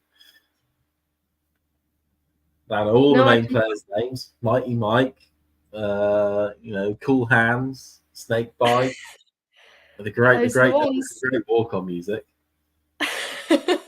I did watch some of the World Championships, but I have not kept up with my darts since. I'm with Nick. I do like a bit of snooker myself. Hence why I think Stephen Lee is a snooker player. Did you just say drop shot or slop shot? Probably both in the same sentence. I hope you said slop shot. I didn't notice, but I hope you said slop shot. Yeah. So Jabeur did hold there relatively comfortably, I would suggest, for 3-1. But Danielle Collins serving again here and could put that scoreboard pressure on. She sold her a dummy there. Jeez, great bat behind forehand by Collins. Yeah, she's looking confident again now. I feel like she's managed to reset after that second set so well, especially when she hasn't lost a set in such a long time. To be able to not let it phase her. The mental pressure that would have caused on a player. I mean, most mere mortals would crumble. Losing a 17-set winning streak. It didn't even seem to phase 3-1 up. Hey, Jean, how you doing? Jean's trying to chat. That's good. Hello. Breaking news, Rafa is out of Monte Carlo. Thank you very much. Yeah, we were talking about that just a second ago. Very sad news for a lot of tennis fans, I think, including us by the sounds of it, but hoping that we might see him back at some point soon. Philip wants to talk about Marcus Willis, which is a subject I personally also like to talk about, as I managed to interview Marcus Willis in November, just after his first ATP Challenger Tour win on the doubles circuit, which was so impressive. And he's got a few more since then, and he really is approaching that top 100 in the doubles rankings. Yeah, I think should be on for a wild card at Wimbledon. Yeah, certainly should have. See, he's got his current ranking 130 in the world. If he continues as he's doing at the moment, absolutely no reason why he should be looking to get one. I think it probably will help him though if he gets a British partner. That may be enough to sort of nudge the All England club to give the wild card out. Yeah, he's currently playing he's playing with quite a few different partnerships, but one of his main partnerships at the moment is with Scott Duncan, who I believe is Scottish. So that might help them. That will help him a lot. Yeah, get that wild card. Hopefully, I'd love to see him back at Wimbledon. Like Nick says, it would be awesome. I think as well, having spoken to him, he really wants that experience back at Wimbledon massively. Good. Well, Collins is looking good at the moment. And the photo that I took. Wicked. Yeah, so this is, of course, a great shot that popped on earlier on So today good. of our own Damien, who was sitting in the press seats just on the Millennium Court, watching, of course, the match of the day, or the match of the week, as we could probably call it. That was between Jan Chonsky and Ubi Urkac. Oh, yeah. Estoril. And there was a brilliant camera shot where good old Damien, looking as happy as he's ever looked in his life. Doesn't he just look enraptured? That was on my TV screen as well. I was watching that match, and I was very much pointing, that's Damien, and just so so into the match, clearly. Loving it. Yeah, I just had to do a double take. I was like, oh my god, that's Damien. I need to capture this moment in glory. Absolutely. So you all get to see what my TV looks like at the same time. And yes, I did decide to watch this on tennis TV because I don't want the adverts when they're both possible. Enjoy Rude against Botic, John. I hope it's a good match. Yeah, I mean,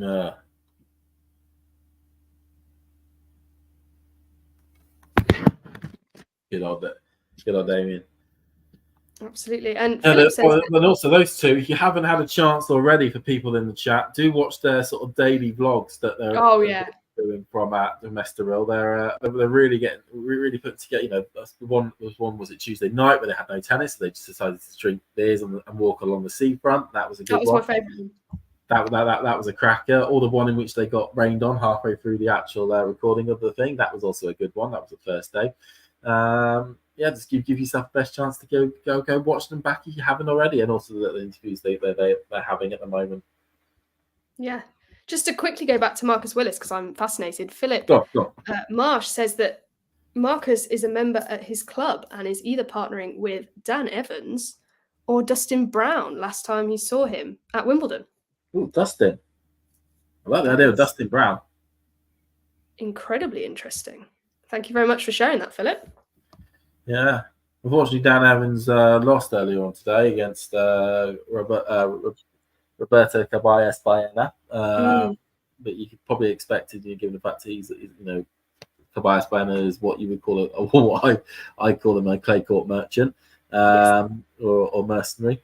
And it's the tournament that he's defending points at defending the title that for Caballes Baena. So a bit of a terrible draw already for Dan on that one, unfortunately. Yeah. I thought I watched sort of the back end of that match after I was watching the Urkac match, and I thought Caballes Baena looked quite solid. Dan Evans didn't really seem to have much answer to how he was playing. It's unfortunate, terrible situation of a player that because Dan's been playing on the hard courts for the last 3 months, and Caballes Baena has played on the clay courts over in South America during February, and I think he actually played a challenger last week as well on the clay somewhere in Spain. If I'm correct, I'm probably wrong on that one, but it's a surface that he basically Dan looking for match wins is not playing against people that are in a similar situation, but actually against people that are very, very solid on the surface already. Yeah, definitely. While we've been talking about this, Ons Jabeur struggling even more in this third set. Danielle Collins has got 2 break points to go 5-1 up and serve for the match. Jabeur gets back the first one, but she's still 40-30 on the Jabeur serve here. So another chance to get a second break and possibly consolidate this win. Yeah. Jabeur fighting back though, takes it to deuce with a strong serve that Collins is unable to get over the net. Yeah.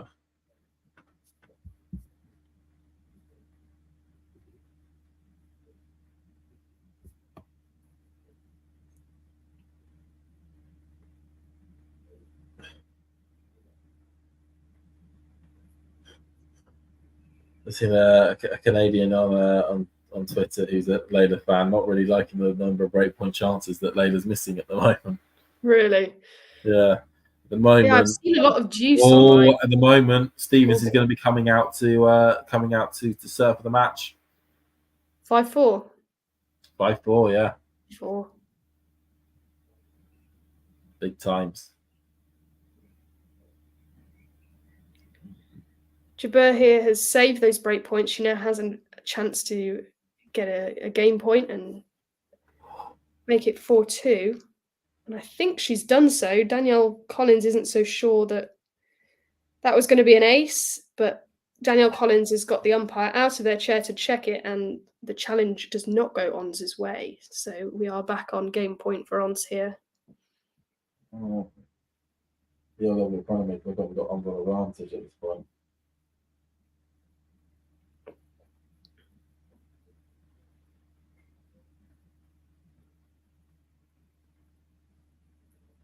It's a favourite part of the clay court season is when you've seen fully grown adults absolutely losing it over ball marks on the ground. Well, when you put it like that, yeah, it is quite funny. Yeah, Jabeur not very happy with losing that He's game. not seeing the funny side of that one. No, she's not laughing. Not laughing at all. It'd be interesting if this is to be a Danielle Collins win and Sloane Stephens is serving for the match. I think that Danielle Collins Sloane Stephens match later on tonight would be one that I would be very interested in watching. Mm. Is it? What time will they start that one? That's the big question. Oh, I bet it's far too late. Is it way past your bedtime there, Kira? I think it will be. Oh, Yeah. Actually, it does say 11 o'clock. Sometimes that's just doable for me.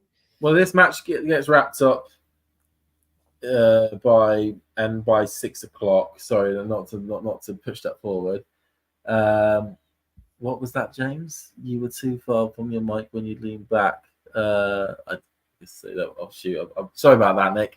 Probably said something really funny. I think it was what was that I said? No laughing matter. No, it was people in our. I think the funny thing was that fully grown adults absolutely losing it and marks on the ground. Was what was the funny comment. But like I was saying, so if this match finishes by 6-ish, then Bagulish on straight away for her 4th round match. Then it's Navarro, and then 5 hours to get 2 matches in. That could just about do it to start that one at 11. Yeah, it'll be something like that. So Ghost says they're playing back to back. They are playing 2 matches today. There'll be some matches in between, but they want to get the round of 16 in today since they've had those. Because this match was meant to have been played yesterday, but because of the rain, it got cancelled, and they were only able to get a small number of matches in before they closed the tournament down for the day. So that they're having to do both their 2nd round match and also their 3rd round match today to make sure that for tomorrow, when they get to the quarterfinals, it's only 4 matches they're having to worry about. Another game point for both players. Ons is getting a lot of advantage opportunities, but Collins is getting them back as soon as she can. Yeah, there was a lovely return of serve from Danielle Collins a second ago to save the game point, where she just went backhand down the line and totally found the area that she was going for.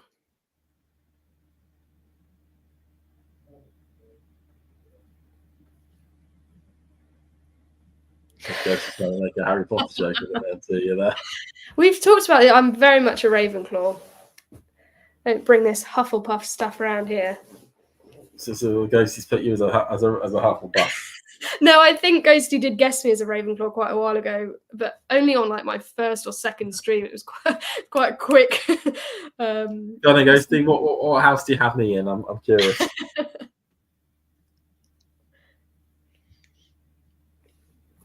Sean likes that. That's good, Ghost. It is quite good. 10:30 might be just slightly early for me as well. I'm not too bad. I'm hoping this match. I hope Ons Jabeur. Obviously, it'd be nice if she came back, but I am actually going somewhere tonight, so I do need this to wrap up in some sort of quick fashion. Nick saying She's match really point struggling. Stephens. Is it match point? Match point to Stephens to Sloane. Oh. And she's got it. 6-4, 6-4. Sloane Stephens is through to the 3rd round. Impressive performance from her against Layla. Not necessarily what people would have expected, but I think she has been playing really well. And I expect some pretty good things from her this clay season. Again, On it's juice Jabeur number with the 6. advantage, but then Collins taking it back. Yeah, it's juice number 6 on my screen now between the two. Jabeur really struggling to hold. She's had quite a few game points now, but just unable to take advantage of any of them.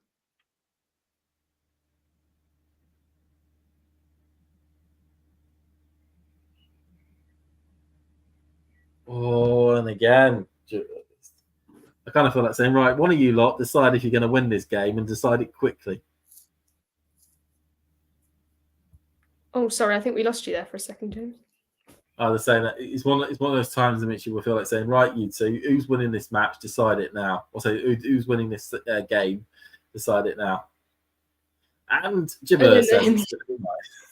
And Collins gives the sarcastic hands up to the crowd. Yeah, I imagine, you know, Jabeur's probably getting a decent amount of crowd support. I haven't got the sound on mine, but it sounds like it looks like Jabeur's getting quite a decent bit of crowd support, and obviously Collins being an American in America might be expecting a little more from them. And Ghost has given a response back to me as a Harry Potter character, saying me and John and all other Man United fans are out in the stables under the watchful light of Hagrid. We have your own Hogwarts grounds. Absolutely, Ghost. That's the truest thing I've heard all day. All I'm going to say is 20 times Man United. Right.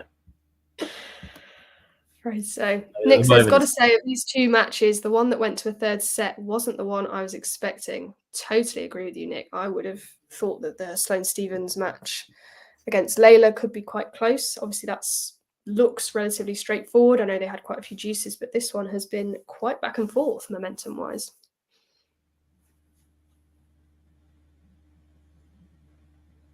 That's cool, buddy. Tell you what, though, that could certainly give some momentum to Ons in this contest. The fact that she's able to get through that match, but Collins has just made it 15-all there, quite an aggressive coming up to the net.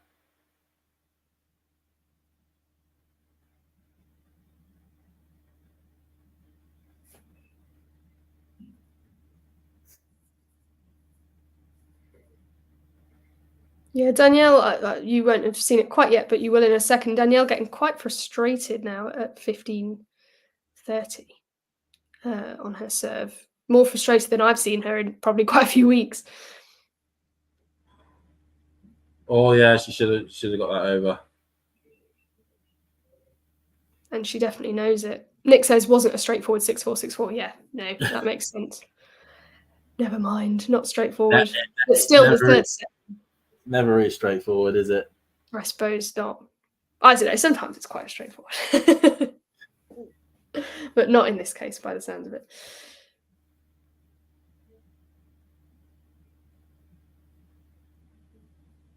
Two break points here for Ons Jabeur. Could she get back into this third set? It looked unlikely at 4-1, but she fought back well in the second set, so could she do the same here? 2 break points. Team are really getting behind her on this one.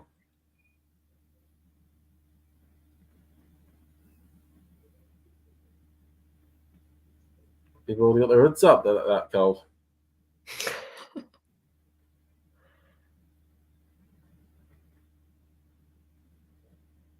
Brilliant to see how packed the stands are. You know, this is what Thursday, 11 o'clock their time, or what that probably is now going to be 1 o'clock in the afternoon their time. I mean, absolutely really well supported. Yeah, definitely. It's a real far cry from the crowds at Miami at this time of day. Just from what I remember on centre court in Miami at certain times of the day, I was quite surprised by the lack of support in the crowd. It's great to see it being different here in Charleston. First break point saved there. Good work there by Collins on a good serve. Ons though really unhappy with the return she gave on that one. I know what you mean though, in terms of, I mean, the unfortunate thing, of course, Miami. I mean, in the early rounds, certainly Miami. I mean, it's probably a classic thing of people wanting to more go on to because the outside courts are rammed on all like Brooks Colts and Court 1 and whatnot were all very rammed courts during the early stages of the contest, because that's where all the real good matches were. Nobody really wanted to see a top seed completely drub somebody who's ranked 80 in the world in the second round on the stadium court. And also just doesn't look like although they're doing the best as they can in the Hard Rock area, it's still not a nice venue to looks like to be a spectator in, or even to watch at home. No, totally agree. And I think I've said this before on a stream, I believe, but that juxtaposition of having Indian Wells, so-called tennis paradise, followed immediately by the Miami Open, I think does mean that it suffers in that way to an extent. Yeah, it's generally, I think people say about if you could take away a 1,000 event from the calendar, which one would you go for? And that tends to be quite high on people's lists of tournaments that they would have removed. Yeah. Just because of how it looks. I mean, I personally wouldn't be too wouldn't be against the idea. Maybe devote it to a 500 and just have the grandstand court as the big centre court. Yeah. No, that would make sense to me as well. Ons Jabeur. What a lob! Fighting back. That lob was quite something and quite gutsy on a break point, but she takes it, and we're back on serve in the third set. Wow! So it is still anyone's to play for. Granted, in the we did note from the first set that Ons did break back after going 4-1 downish, but Danielle was able to get the break back instantaneously. Exactly. This next game is going to be really important in terms of Ons Jabeur's fight here, because I think she needs to consolidate this break if she wants to have a chance in the third set. But she looks fired up. It's difficult to tell. They're both getting quite frustrated when they're missing shots, but also still putting across some good body language at other times with the fist pumps and everything. So it's quite hard to tell mentally where they're both at, I think.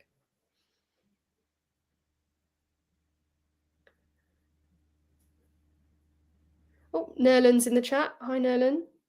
Back with the arrows, as we've become used to. I read that arrow is like greater than. So Nerlin thinks that Nerlin's 4 times better than Nick. Ooh, yes, I think that I think that's the gist of it. I have seen that same message quite a few times in recent streams, I think. Poor Nick. Why people going to go with Nick? Nobody needs to go with Nick. I know. Not standing for Nick slander in this stream. Staunchest supporter of Nick. This is a support stream of Nick.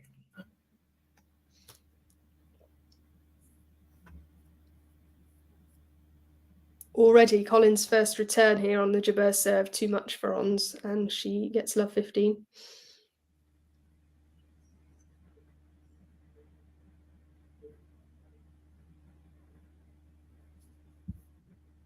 Oh yeah, that was a good one. Oh, we're going to see the boomerang break. Yet another of those cliches that actually does happen. The boomerang break. And cross court, slice there.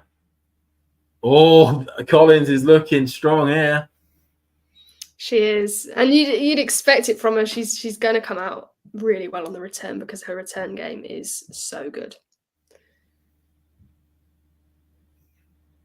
So points 1 in set 3, 30 to Collins, 25 to Jabeur. Oh, but Collins hits the net on that one. It was a classic situation when it comes to tennis. It's not the amount of points you win. It's the right points that you win. Yeah, absolutely. I think it's one of those sports where if you mention to people that, occasionally somebody can win more points and still lose the match. Some people who aren't tennis fans think that's really weird, but it is, like you say, it's the right points. It's the big points that make the difference. Yeah, and I've got what was it, 2 break point chances here for Collins. Don't tell me what happens. I'm interested to see. Don't worry. Keep my lips still. This is my days. Oh, that is Oh, that is so unlucky. Like, I feel so bad for Ons on that one. Clips the net and bounces over onto Ons' side of the court. 5-3. Collins now serving for the match. Yeah. And we did say, you know, that even more important than breaking back, I think it was more important for Ons Jabeur to then consolidate the break. And that was always going to be more tricky with the return game that Collins has. And she's utilised it there to give herself the best opportunity of winning the match. That will sting like a hornet. Or a bee, is the expression, but that feels like it's going to be even worse than a hornet. Bee, it's going to be even worse than a wasp. Hornet. That's a tough sting. Good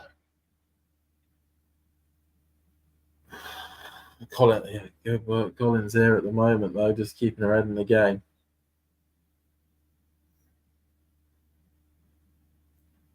Like we talked about briefly earlier about her final service game against Rebecca in the Miami final and how she was able to keep her head here. If she's able to show the same sort of mental strength in this game, you'd expect her to be able to close this out. Well, she just fires a forehand wildly wide. Yeah, that one was quite wild, but that was a little while ago for me. I'd already. Okay, so going up into the net there by Collins.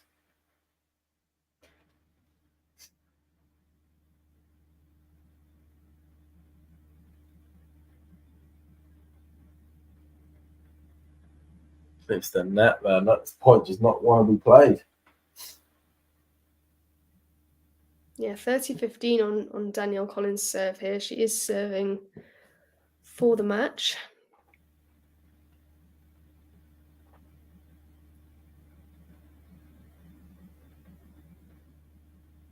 Well, looks like a lot, on course with Ons Jabeur to defend none of the points she picked up this time last year. That is going to be a bit of a drop taken from her points tally. It holds out. Absolutely. It'll be a blow for her.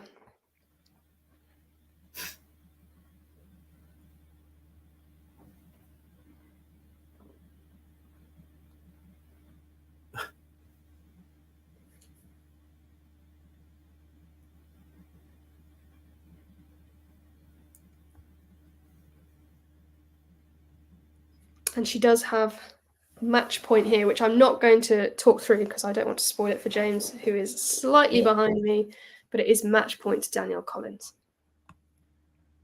I'll talk through it because I'm currently just at 30-15. Okay, so I'll talk through it from this point here. I would say 40-15, so the American fans are getting up. They are very happy at the moment.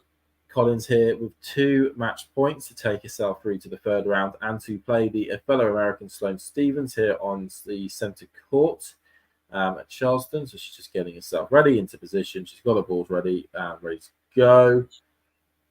Looks menacingly at her opponent. Up into the air, goes cross court. Unfortunately, slightly long, so we've got a second serve. Get a good shot of Jersey Mike subs in the background, as we usually do. Up into the air again from Collins, just there. Goes blind, backhand by Ons. Collins just about reaches it, but Ons is in the middle of the court, fires it down. So that's the first break point or the first match point gone. As we move on to this next match point. That was quite an aggressive move there by Jabeur on that second serve. She knows she needs to attack them if she wants to stand any chance of stopping Collins at this point here.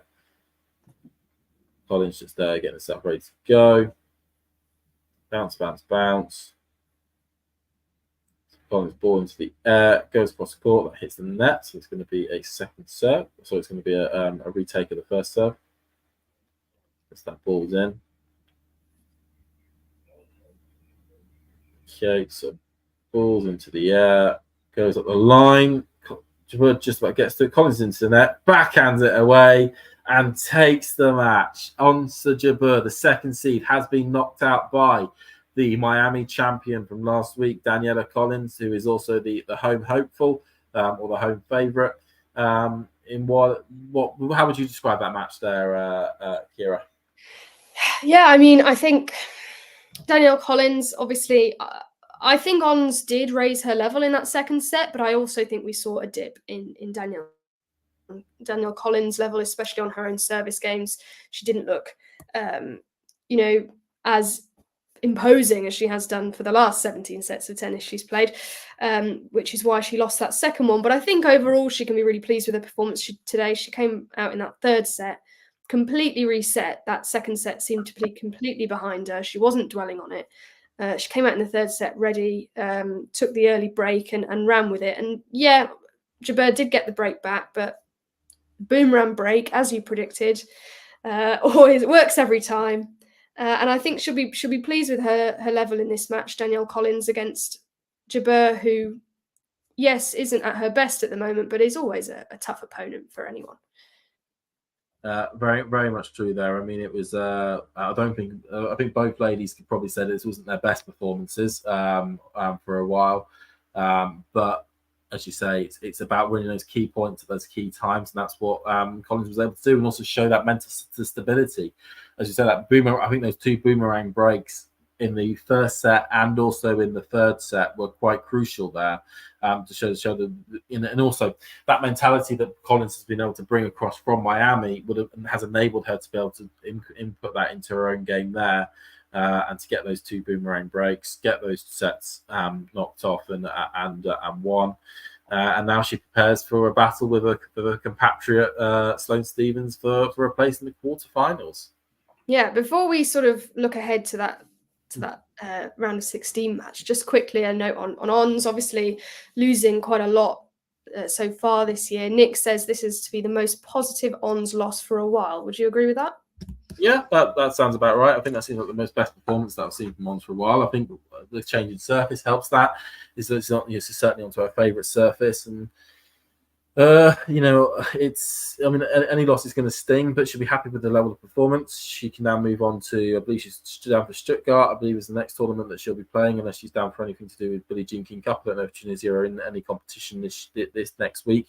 They're on in and onto Madrid, onto Rome to see if she can improve on where she is at the moment, and actually start picking up some wins and hopefully get some good form going into the French Open, which I'm sure she'll be targeting quite a lot. Yeah, definitely. I completely agree with you in terms of I think this is the most positive we've seen for a while. So I agree with Nick as well. I think part of that is, recently when we've seen her lose, I think I've seen, as well as, not being on form, obviously she's had a lot of trouble with the knee. That was strapped today, but I don't know about you. I didn't think it looked like it was impeding her movement as much as I've seen it impede her recently.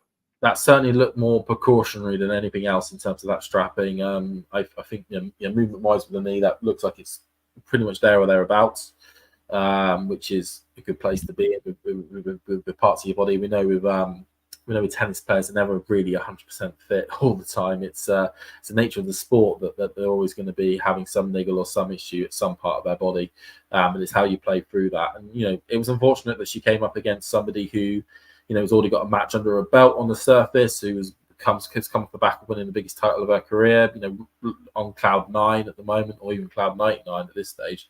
So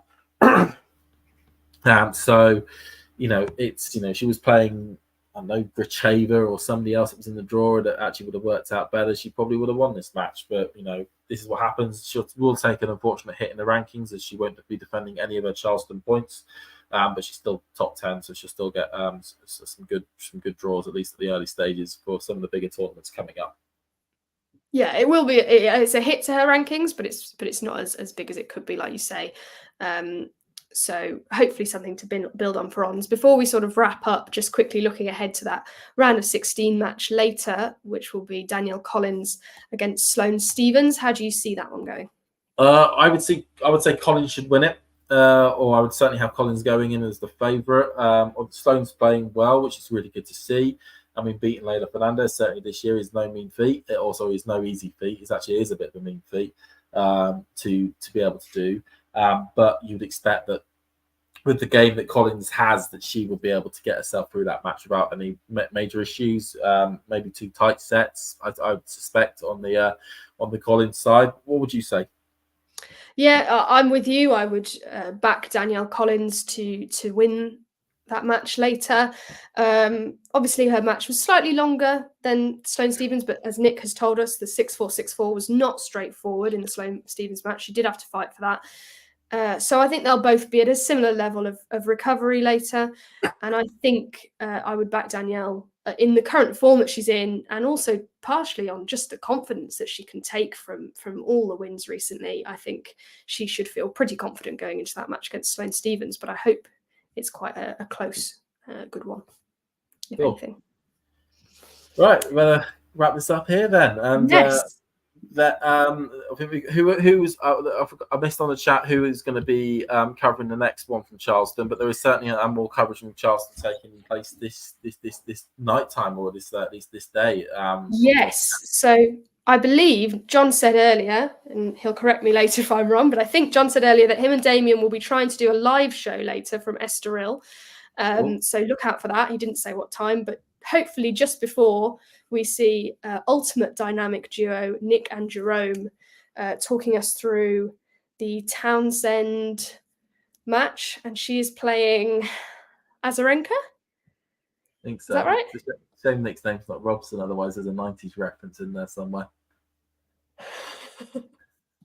Oh, spot on. Thanks, Nick. So make sure you join Nick and Jerome later for the Townsend Azarenka match. That should be a cracker. Look out for the live show from John and Damien from Estoril. That should be fun. Thank you so much for joining me, James. It's great to meet you. No worries. I'm now being called Sir Jamesy Poshington, even though I don't think I'm at all posh, but we'll rock off that one. Cool. And hope you'll come do another match soon, Kira. Yeah, definitely. Thanks everyone for joining us, and we will see you again soon.